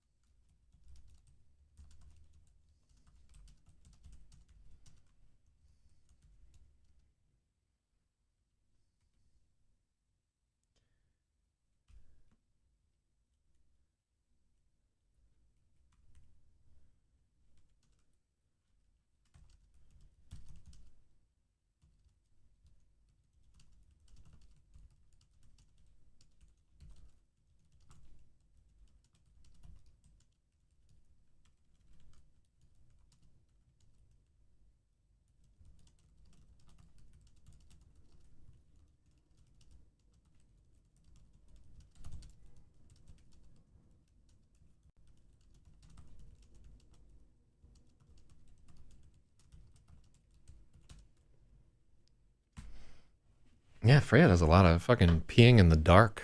What's up with that? It's the best way to go.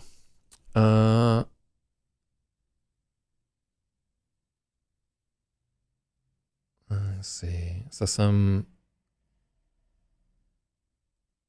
fake rapper complaining about getting disconnected from FNet.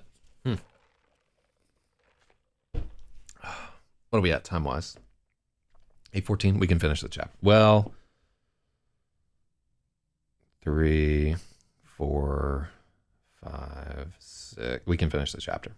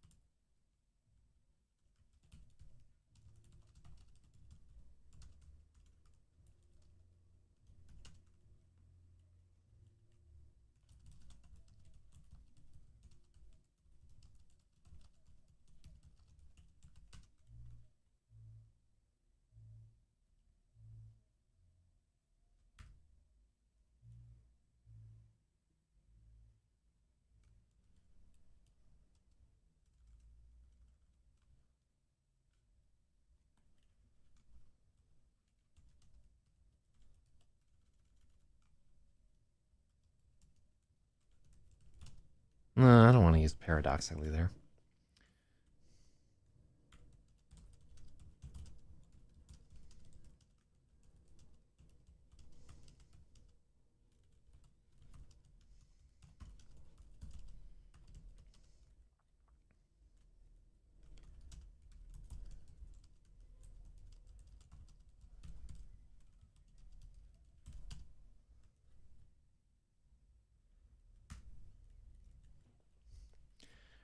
For hours, she cowered in her room with the lights out. Without Randall to protect her, Lassa could burst into her room at any moment to scream that this was all her fault. After a few hours, Freya had to pee terribly.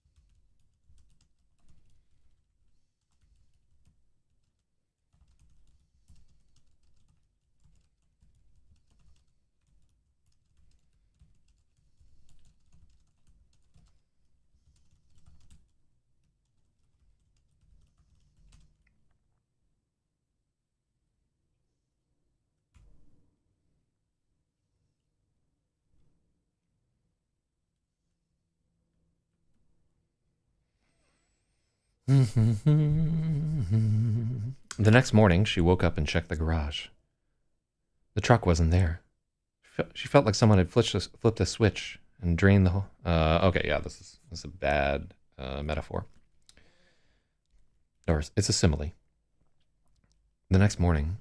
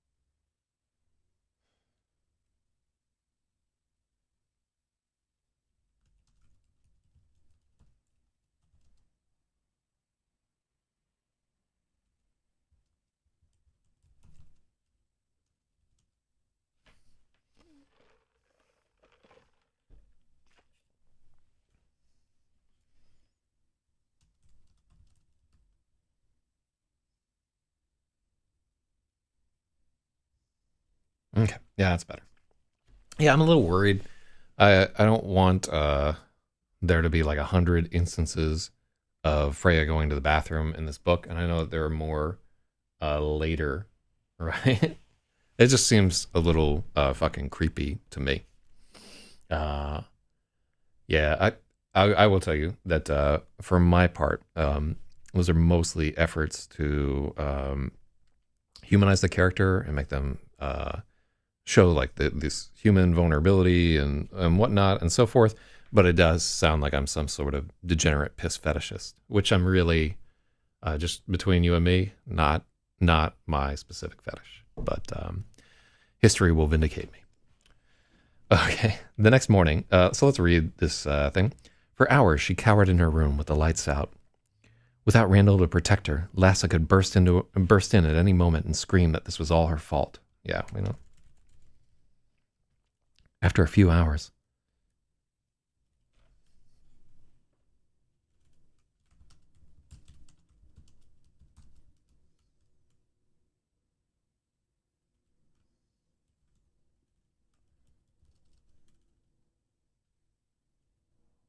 yeah, for a long time.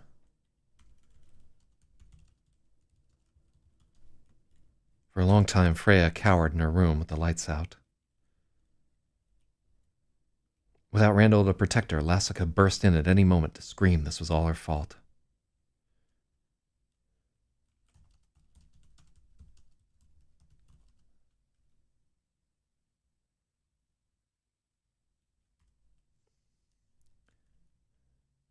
She had to pee terribly, but she didn't dare go across the hall.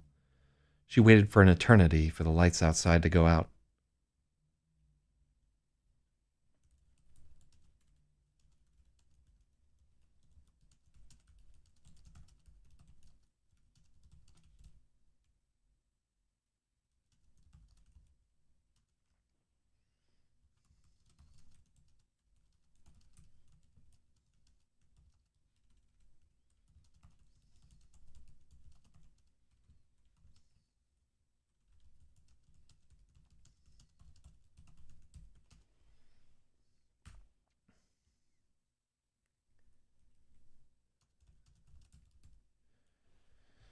She waited for an eternity for Lassa's footsteps to pass and the lights outside to turn off.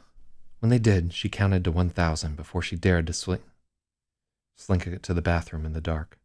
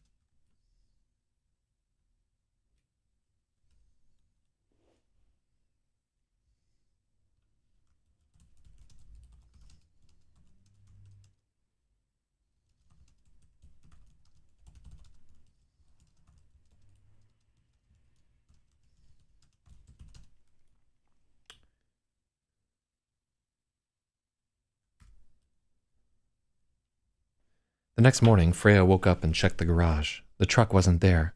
Randall wasn't at his spot at the kitchen table. Instead, there was an empty bottle. It was like someone had opened a valve and drained everything inside of her.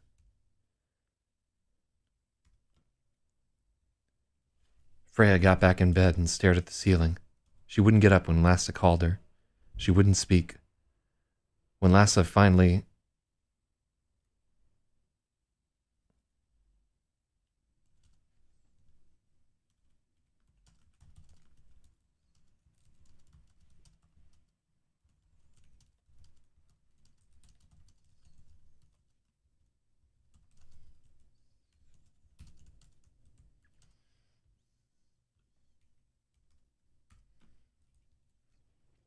Freya got back in bed and stared at the ceiling. She wouldn't get up when Lasse called her.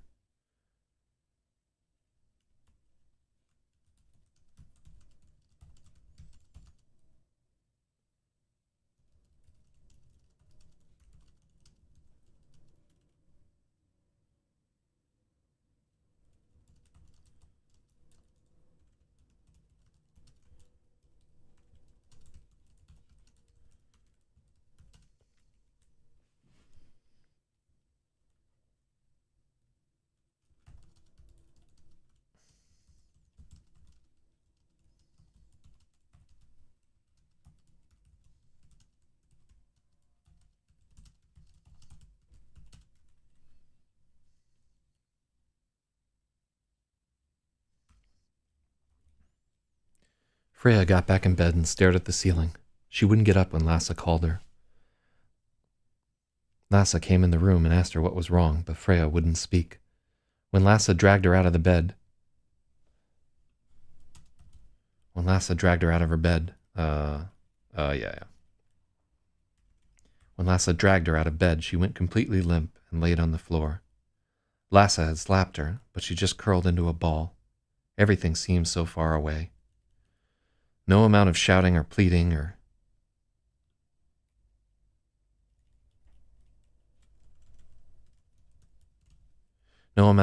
or striking could get her to move. When finally Lasse gave up and left her behind. When she came home from work, Freya hadn't eaten the sandwiches she'd left behind.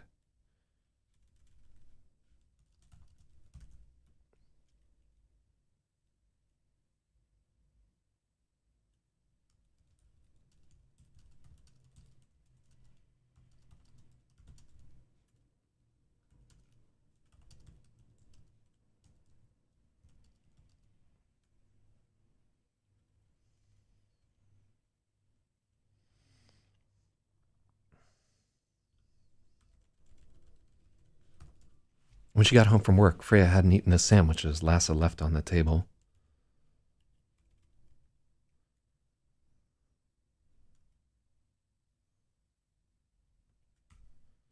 Lasse shouted at her until she was almost purple in the face, but it was like watching a lion roar behind glass.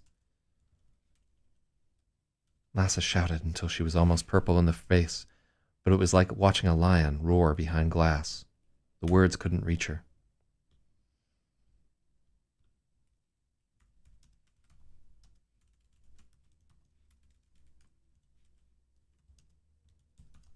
The words couldn't reach Freya. All at once,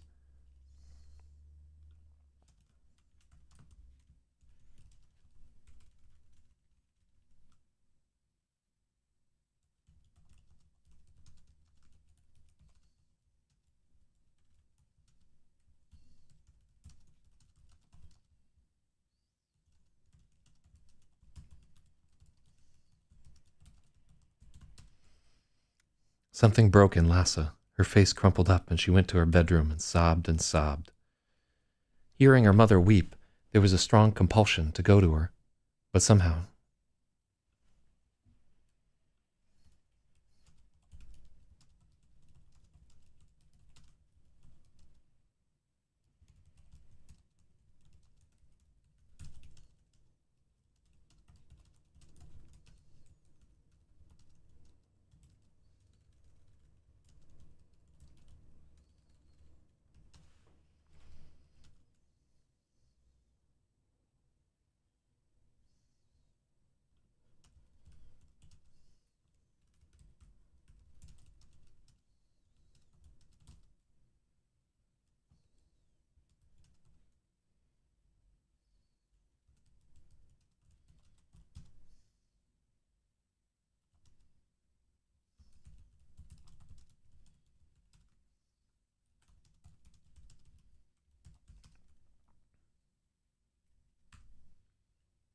she had to learn. There was a long silence, the air in the house as tense as a guitar swing.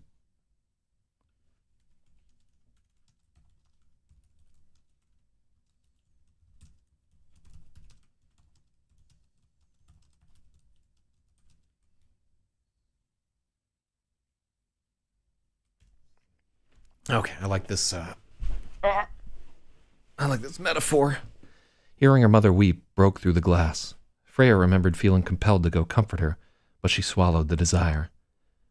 Lasse had to learn. There was a long silence when Lasse stopped crying.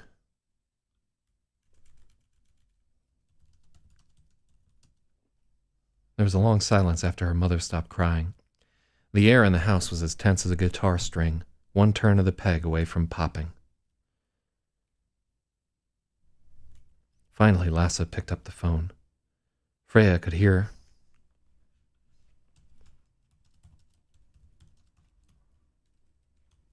In the silent house, Freya could hear every word. Lasse pleaded. She was desperate, defeated. Freya had won. Randall returned that night, and when he came to the door, he went right to Freya's room, barely even offering Lasse a hello. He apologized for leaving, saying it was an adult thing and she would understand when she was older. But she already understood. There was a thing in Lasse that would rule them all if they let her. It had to make a stand. If you ever have to go again, take me with you, she'd begged, and he'd started crying, and she cried with him. Finally, he convinced her to eat something. She was lightheaded and wobbly as she walked to the kitchen. She could see that.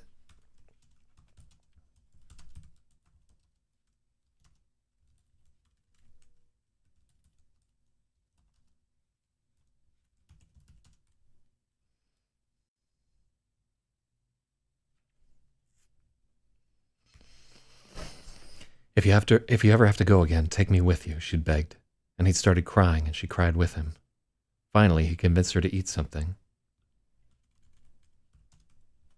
She was lightheaded and wobbly as she walked to the kitchen.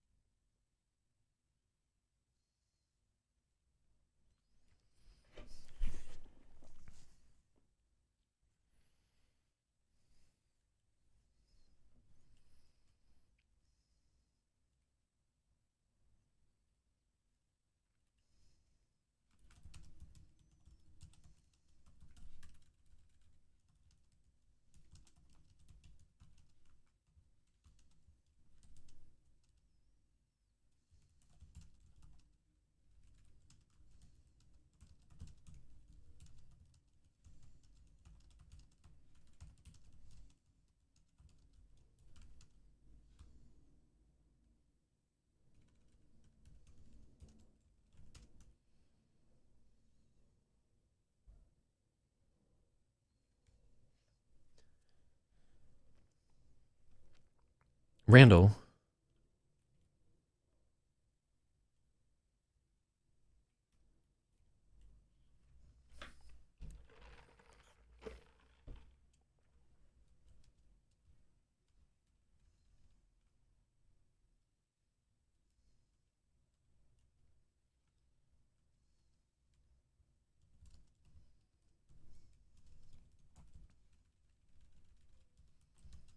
After the truce, Randall conjured up a creaky old blues man to give Freya lessons.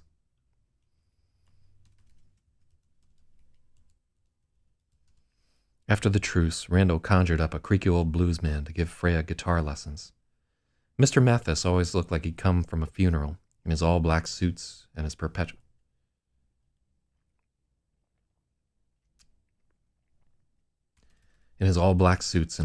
grimace. But when he picked up a guitar, everything changed. All the suffering on his face became seriousness, and he could pull sounds out of his old six-string New Yorker like no one she'd ever seen. All the suffering on his face became seriousness, and he could pull sounds out of his old six-string New Yorker like no one she'd ever seen. Though the ovation was too big for her, she refused to use a smaller guitar.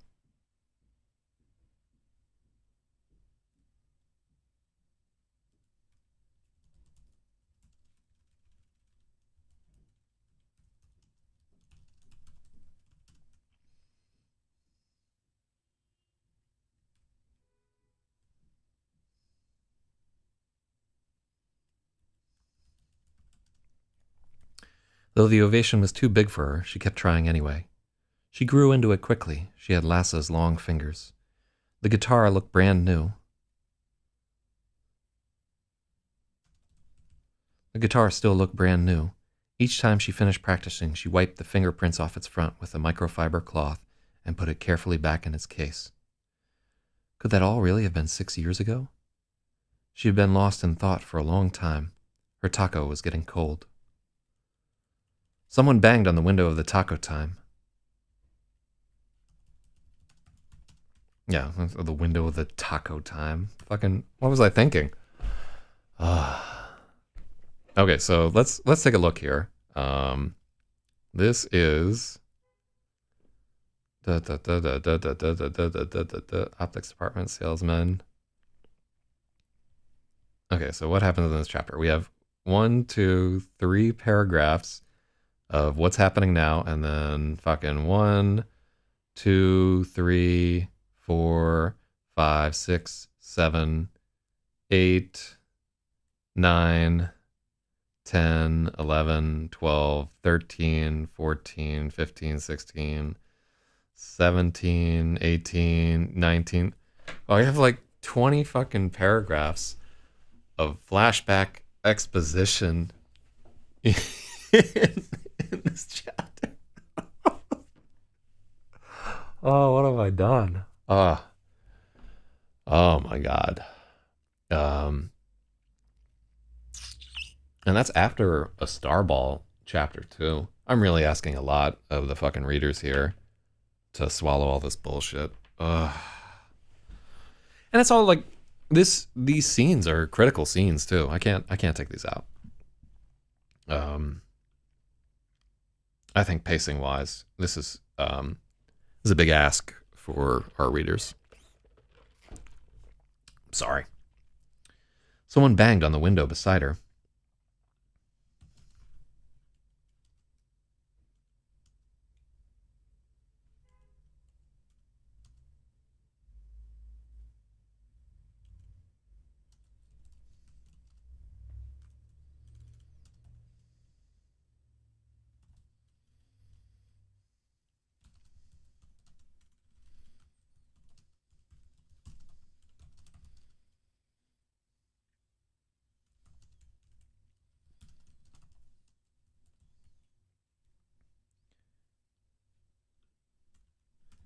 Oh, cool. This is one of the first chapters where we start to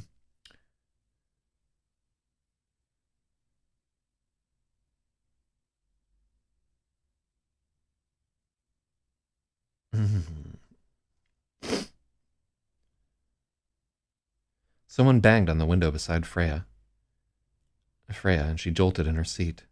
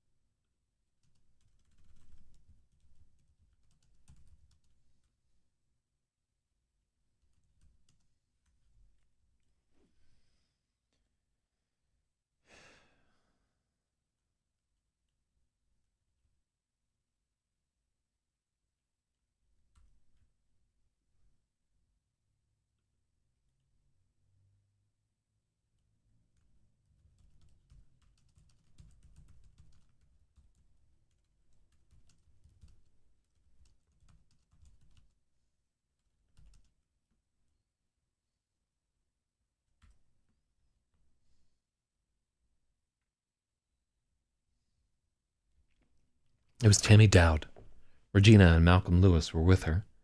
Tammy banged on the glass again, trying to get her to flinch. When she didn't, Tammy flipped her the bird and shouted, "Fuck you."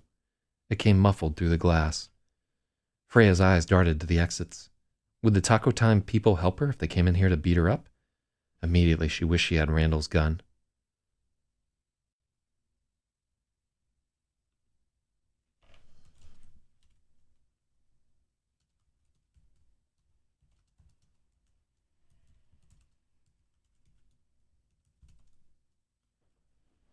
Regina Saylor, her boyfriend Maurice, and Malcolm Lewis were with her.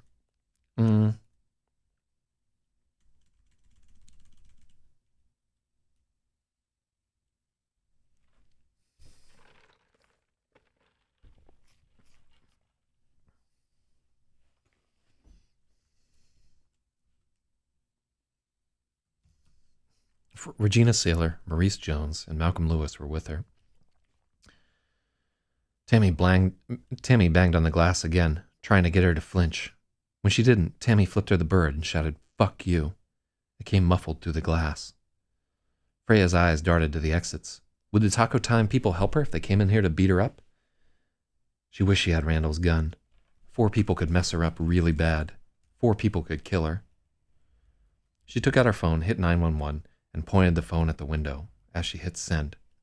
"Go ahead, call them," Tammy was shouting on the other side of the window, and she banged on the window with her.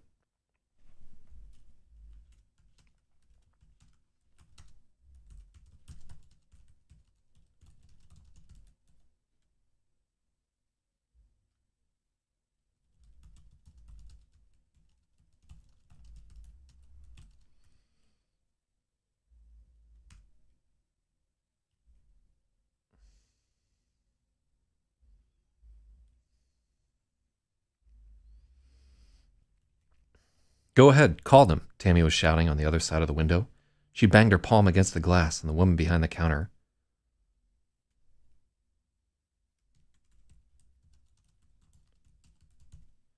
Already, Maurice was tugging at Tammy's jacket, trying to get her to stop, but she kept hitting the glass, working herself up. Freya held the phone to her ear, and the operator picked up. 911 operator 718, what's your emergency? I'm at the Taco Time on Jefferson Street, and a gang of 4 people are, no, that sounds awful.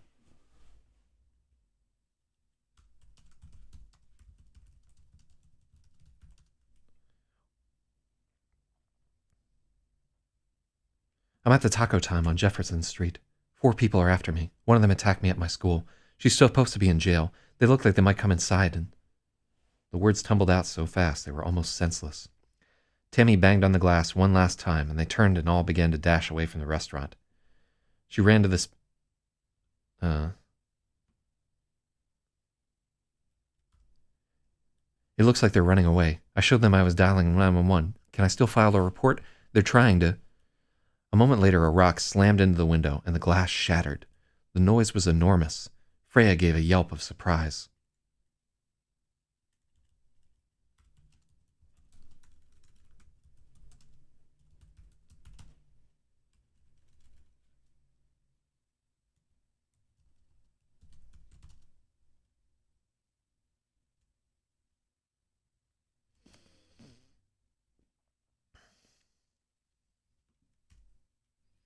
A moment later, a rock slammed into the window and the glass shattered.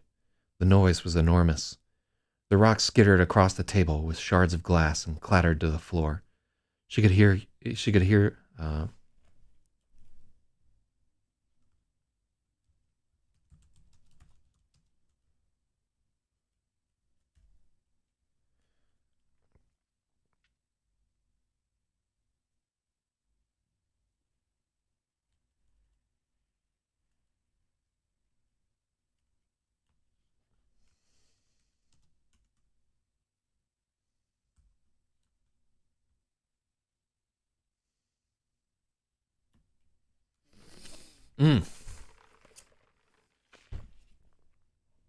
Hell yeah.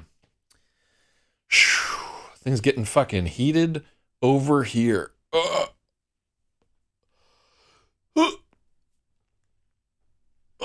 Oh my. So crazy that my hands are vanishing. A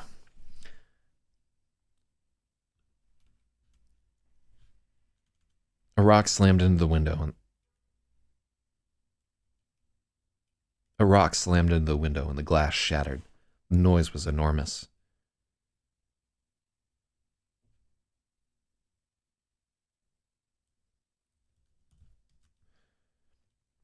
The stone skittered along the table with shards of glass and clattered to the floor. She could hear Malcolm shout, "Oh shit," as the four bolted away.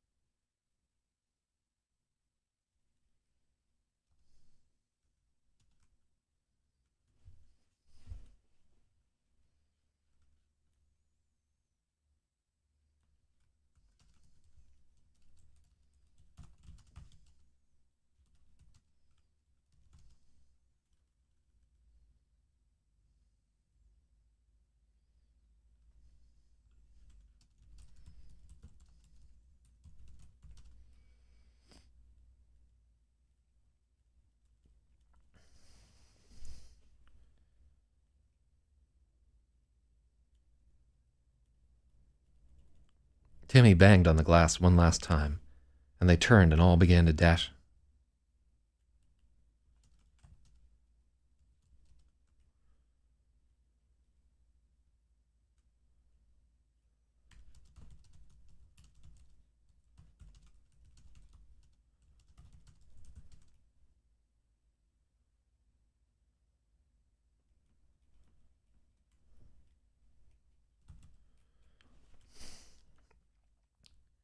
Tammy banged on the glass one last time and then turned and ran. All four of them were dashing away from the restaurant in different directions.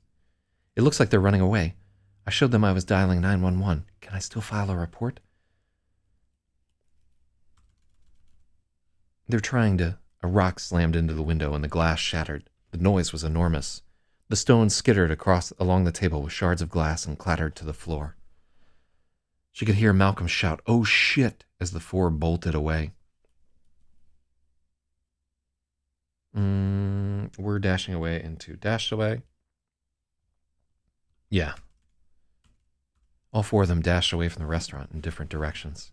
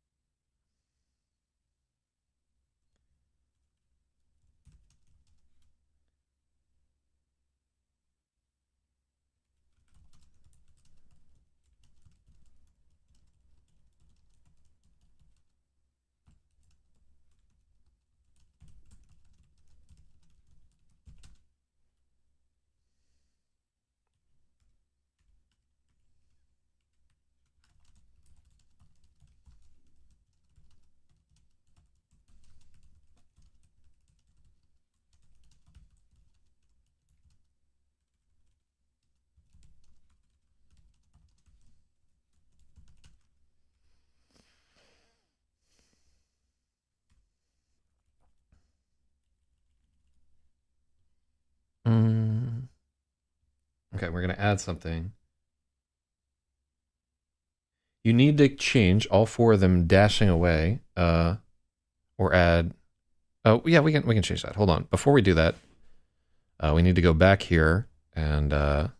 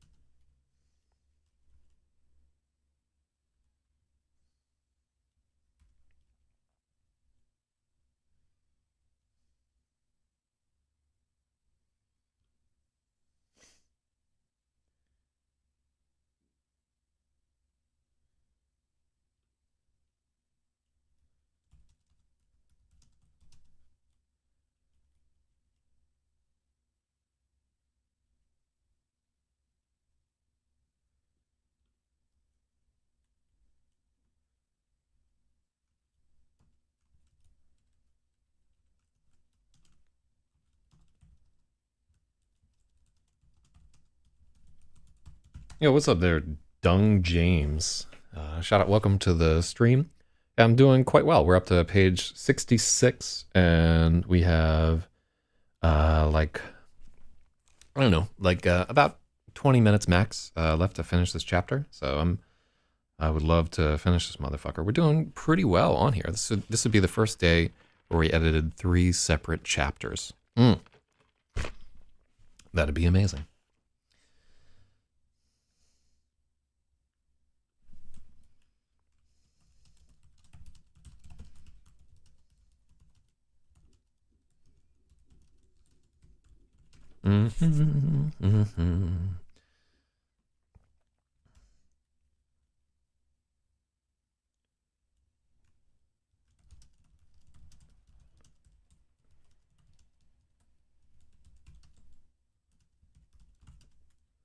Oh, so Dung James is the quote that you're thinking of. Never get high on your own supply. It's just a guess, apropos of nothing. Only cracked pots show divine light. Huh. Kind of reminds me of that like Japanese pottery where they take those busted up pots and fill in the cracks with hammered gold. But I digress. Let's fix this paragraph.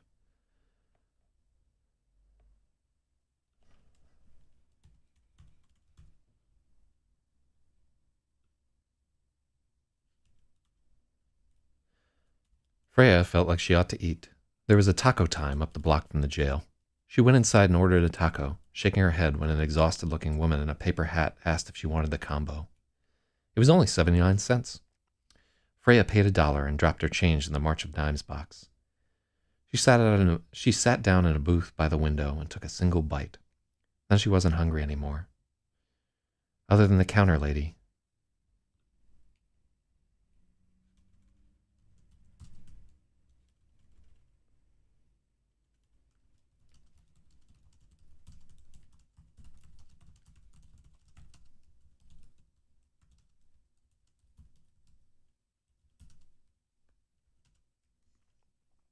Okay.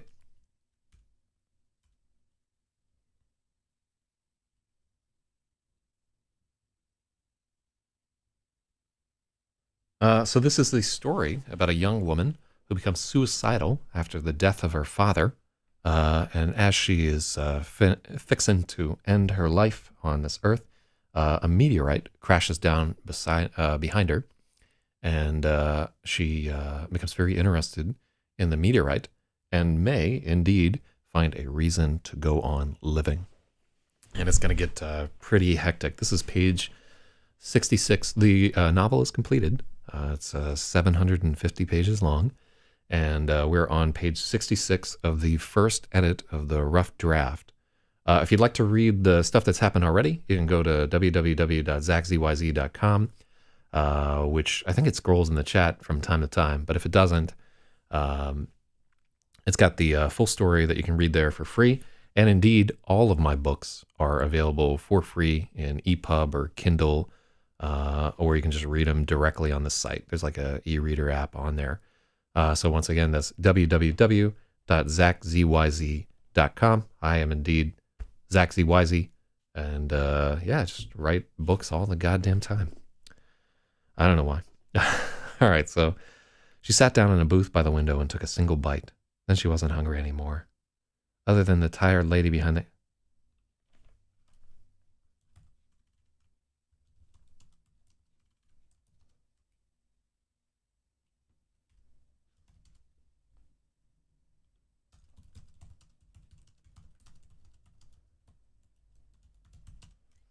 Freya and the tired lady behind the counter were the only ones in the restaurant.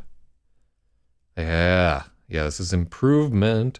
All right, so one thing that we got to keep in mind is that we're editing out her referring to the star ball as the star ball here. And that needs to, we need to find a place where that name,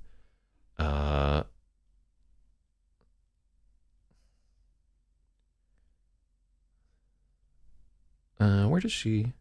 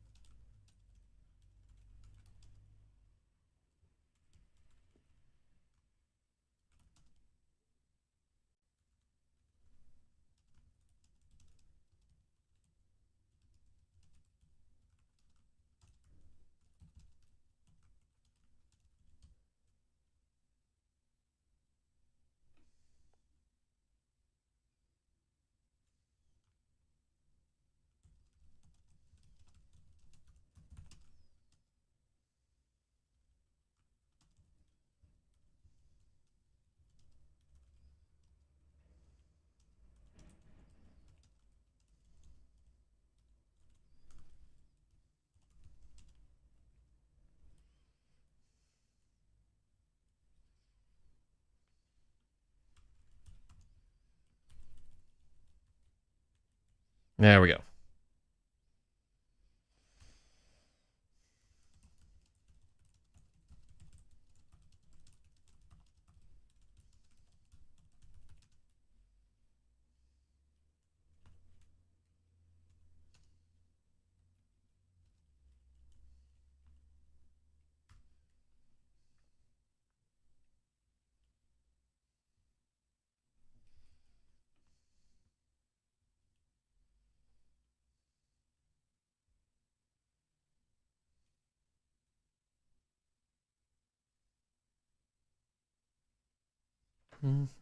Magic driving people insane.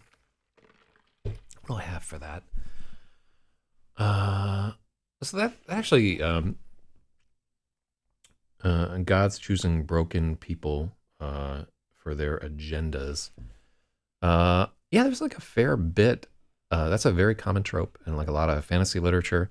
I know that when I started reading that the what do you want to call it? Give me a second to pull it out of the memory banks. It starts with an M, and there are like 15 books of it. The first book was Gardens of the Moon. But there's definitely a character in that where he falls in like that divine fool archetype. I have a book called The Master Arcanist that definitely falls into that trope, and especially the idea of broken vessels being a big part of it there. Another book, which we'll edit at some point here, I have falls even deeper into that one. One of the characters is brushing very close to the divine as a result of this weird superpower that she has there. Yeah, Mazlan, Book of the Fallen, that whole series right there. There are many, many of these divine fool type characters. If I think for a second, I can come up with some. So my absolute favorite example of this is the Moon Man character. I think his name is Tom in The Stand. So Stephen King's, this is my favorite Stephen King book by far. In The Stand, divine fool, do you mean idiot? No, definitely when you say divine fool, that's the idea of someone touched by the god. Here, take a gander right here at this character. Look, I love that I just have this on hand. But yeah, it's indubitably the most important archetype within the tarot. But the idea of having to be in almost like a childlike state before you can receive wisdom that exceeds human capacity. Hold on, let me find. Yeah, there it is. So there's a Curse of Chalian. There's a book called The Curse of Chalian. And this is written by Louis McMaster Behold. I don't remember. I have no idea how to say her name. This entire book is building up to that idea of a cracked vessel containing divine light. And it's very well written. She is a stellar writer right there. There's not a lot of action in it as fantasy goes. And I really respect her for the decision to have a main character who is not like some brash type filled with power or whatever. It's really about a servant, and it concerns an ancient curse that's put on this family. Really top notch. I can't recommend that book enough. But yeah, well, I can. I mean, it's not like the greatest book that you'll ever read in your life, but it's worth a read. And I think she has one of the absolute finest chapters on what it's like to brush with the divine. I have done a great deal of acid in my time and come into contact with many hallucinations of divine entities or actual, it might be that I'm just piercing the veil and actually meeting them. Probably I was just hallucinating. But her take on what that experience is like is very, very solid. And the only closer take I've found is, and probably not as close to tell you the truth, but another book I found that really does a good job of that is Holy by Daniel Quinn, the author of Ishmael. But yeah, TV tropes go mad from Revelation. All right, let's finish this chapter though. I'm very derailed. What was I trying to get to before that? Search you go to the scale.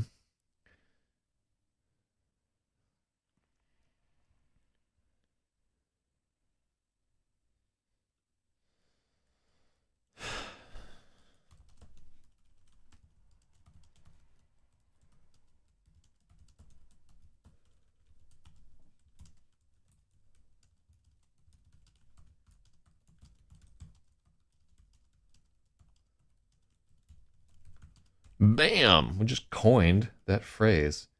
Malcolm, where is missing where? Yeah, well, I don't know where you're at in the thing. All right, let's found out. God, what a long fucking chapter. I mean, it's a little weak of me to like call this a long chapter. All right, let's see where. All right, where does Malcolm's name appear? Yeah, just an FYI, if you like give a note, I need to know where in this thing it is. I don't have line numbers, and I don't think that there is an option to have line numbers in there. Actually, there are 4 people peering in at her. Someone banged on the window beside Freya, and she jolted in her seat. Blinking back to the present, she saw 4 people peering in at her. She shoved the meteorite's core. There we go. That's where we can use Starball now. She shoved the Starball in her pocket, afraid they'd seen it. Oh, yeah, that's a... No, you have to have the L. And, Macum... Someone banged on the window beside Freya, blah, blah, blah. Shoved the Starball in her pocket, afraid they'd seen it. It was Tammy Dowd. Oh, hold on. We can just do a replace in the entire fucking document. So we're on page 66. Regina Saylor. No, 13 found. Yeah, so...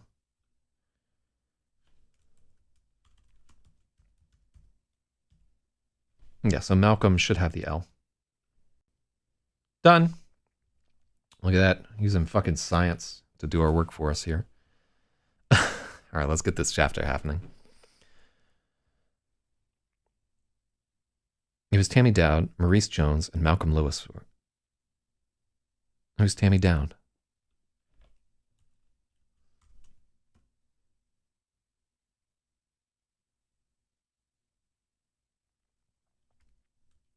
It was Tammy Dowd, Regina Saylor, Maurice Jones, and Malcolm Lewis. Tammy banged on the glass again, trying to get her to flinch. When she didn't, Tammy flipped her the bird and shouted, "Fuck you." It came muffled through the glass. Freya's eyes darted to the exits. Would the taco time...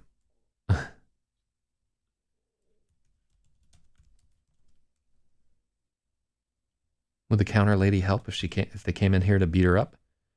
She wished she had rent.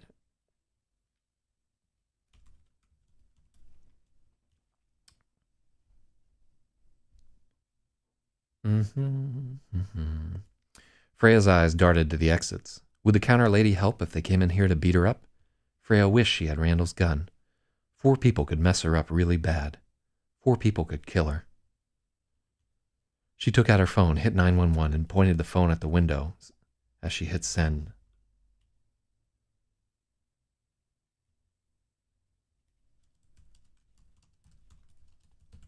So they could see. Go ahead, call them, Tammy was shouting on the other side of the window. She banged her palm against the glass, and the woman behind the counter made a sound of alarm. Already, Maurice was tugging at Tammy's jacket, trying to get her to stop, but she kept hitting the glass, working herself up. Freya scooted away from the window, afraid she would break it. The operator picked up. 911, operator number 718. What's your emergency? I'm at the Taco Time on Jefferson Street. 4 people are after me. One of them attacked me at my school. She's supposed to be in jail. They look like they might come inside, and the words tumbled. They look like they might come inside. The words tumbled out so fast they were almost senseless. Tammy banged on the glass one last time, and they all turned and ran. All 4 of them were dashing away from the restaurant.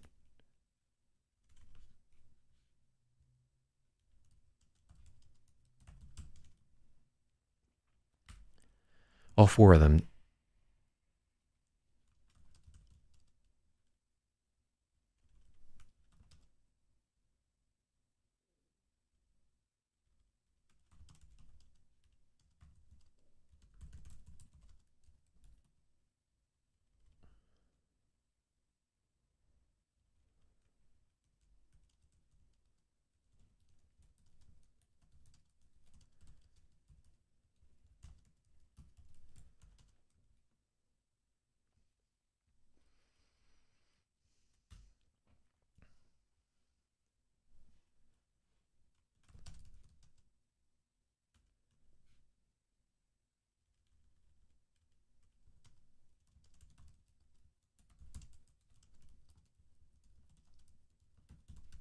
better.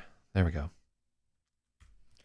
Tammy banged on the glass one last time and turned and ran. The others dashed away in different directions. It looks like they're running away. I showed them I was dialing 911. Can I still file a report? They're trying to... A rock slammed into the window and the glass shattered. The noise was enormous. The stone skittered across the table with shards of glass and clattered to the floor. She could hear Malcolm shout, "Oh shit," in the distance.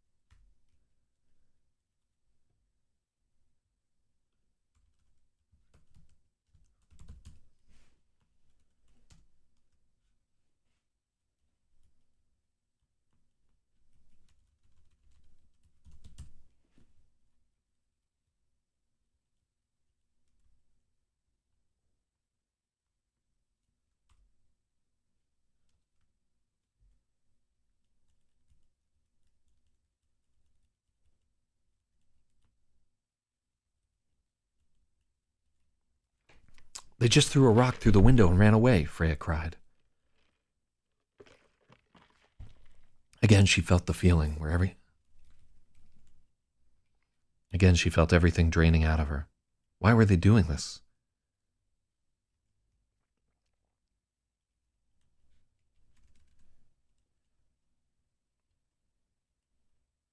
Again, she felt everything draining out of her. Why were they doing this? Why wouldn't they leave her alone? The operator was chattering into the phone. Yes, I'm okay. Yes, I'll wait for the police. The Taco Time woman was around the counter. She was saying things, but Freya was focused on the 911 operator. I called the police. They're coming, Freya said, finally.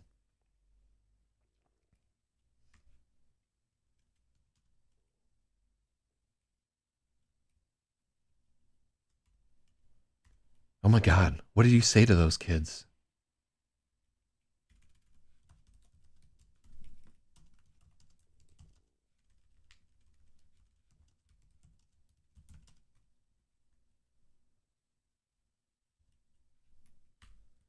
What did you, oh my God, what did you say to those kids? The woman asked.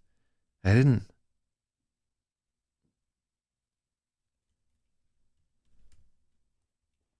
I didn't, Freya protested. I didn't, Freya spat, immediately frustrated. The woman was acting like this was her fault. I didn't say anything. Is that what happened to your eye? The woman pressed.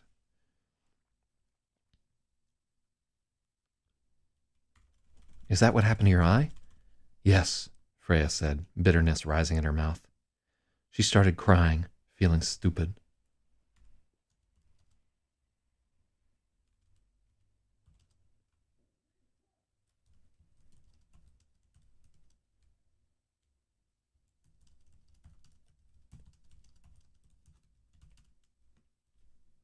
She started crying, covering her face in the sleeve of her jacket. Oh my God, was all the woman said. Then she went to get a broom. She never asked Freya if she was okay, or even oh, I love that part. She never asked Freya if she was okay, or even offered to replace the taco that was covered in pieces of glass. It took a long time for the police to come. Real talk. Oh, we got another Starball chapter already. See, early in the book, these come fast and furious. But later, not so fast. Okay. Let's try to do another pass on the end of this chapter, because it needs work. Oh, how are we doing on time? Oh, we don't have time to do another pass. All right, well, we start here tomorrow. But yeah, so I want to thank everybody who tuned in. I know it is not the most thrilling thing in the world to edit a novel, but we're doing the work together, and that's what's really, really important. Thank you so much for your assistance. Anybody who offered little edits, anybody who's just like breezing through on this one, or anybody that visits the website, I exhort you, get everybody you know to subscribe to the YouTube channel. I would love to get to 100 people. And like your dog's YouTube account, fucking boss, everybody at your workplace, just install a remote administration tool on their workplace and sign them all up for this shit. Don't actually do that. I think that's questionably legal. But yeah, I would love to get to 100 fucking subscribers. So this is day number 6 of Gravid, and I think it went pretty well. We got 3 chapters done. We will start back, I think we're just going to do a complete, oh my God. So potentially this should be broken up into 2 separate chapters. We could do a break, one take away from popping. So,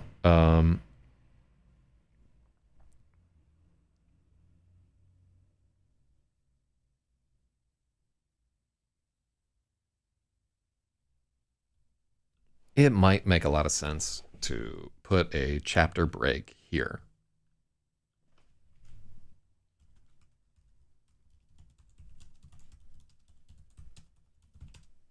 This is a long chapter, and it's a demanding chapter. It does fuck up our having 100 chapters exactly, but I'm sure that we'll merge some shorter chapters later. Or maybe we'll just wind up with like an arbitrary number of chapters. Oh, yeah, because we have... so here we have the scene where she's concerned with Lassa, and you're learning a little bit about their relationship, and that is 1, 2, 3 pages long, 3.5 pages long, and then 1.5, 2, 3, 4, 5. Okay, so about 5 pages. So yeah, that if we're tracking with chapters are about 7 pages long, it's probably good to break there. But let's see how long this is, because if it's like a page and a half, then we don't want to break for it. So 1, 2, 3. Oh yeah, that's okay. So that's why we can't split there. because there's just not enough content in that chapter. So we could potentially do a section break, but I'm just going to delete this comment, right? Because, yeah, we don't...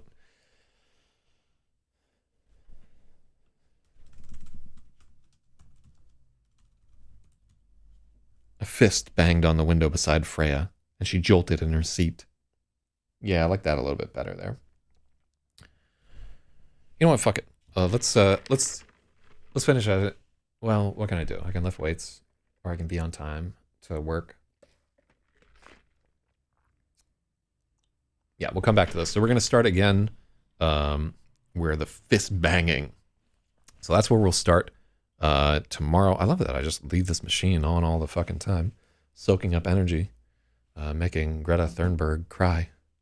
Sorry, babe. All right. Well, again, thank you all. I very much appreciate you joining me on this weird and wacky journey. And good luck in your endeavors today. Remember, you are not about to commit suicide by jumping into a river. And if you're thinking about committing suicide by jumping into a river, talk with me first, and then I will hop the fuck in there with you. Good luck. Good night and good luck. Hell yeah.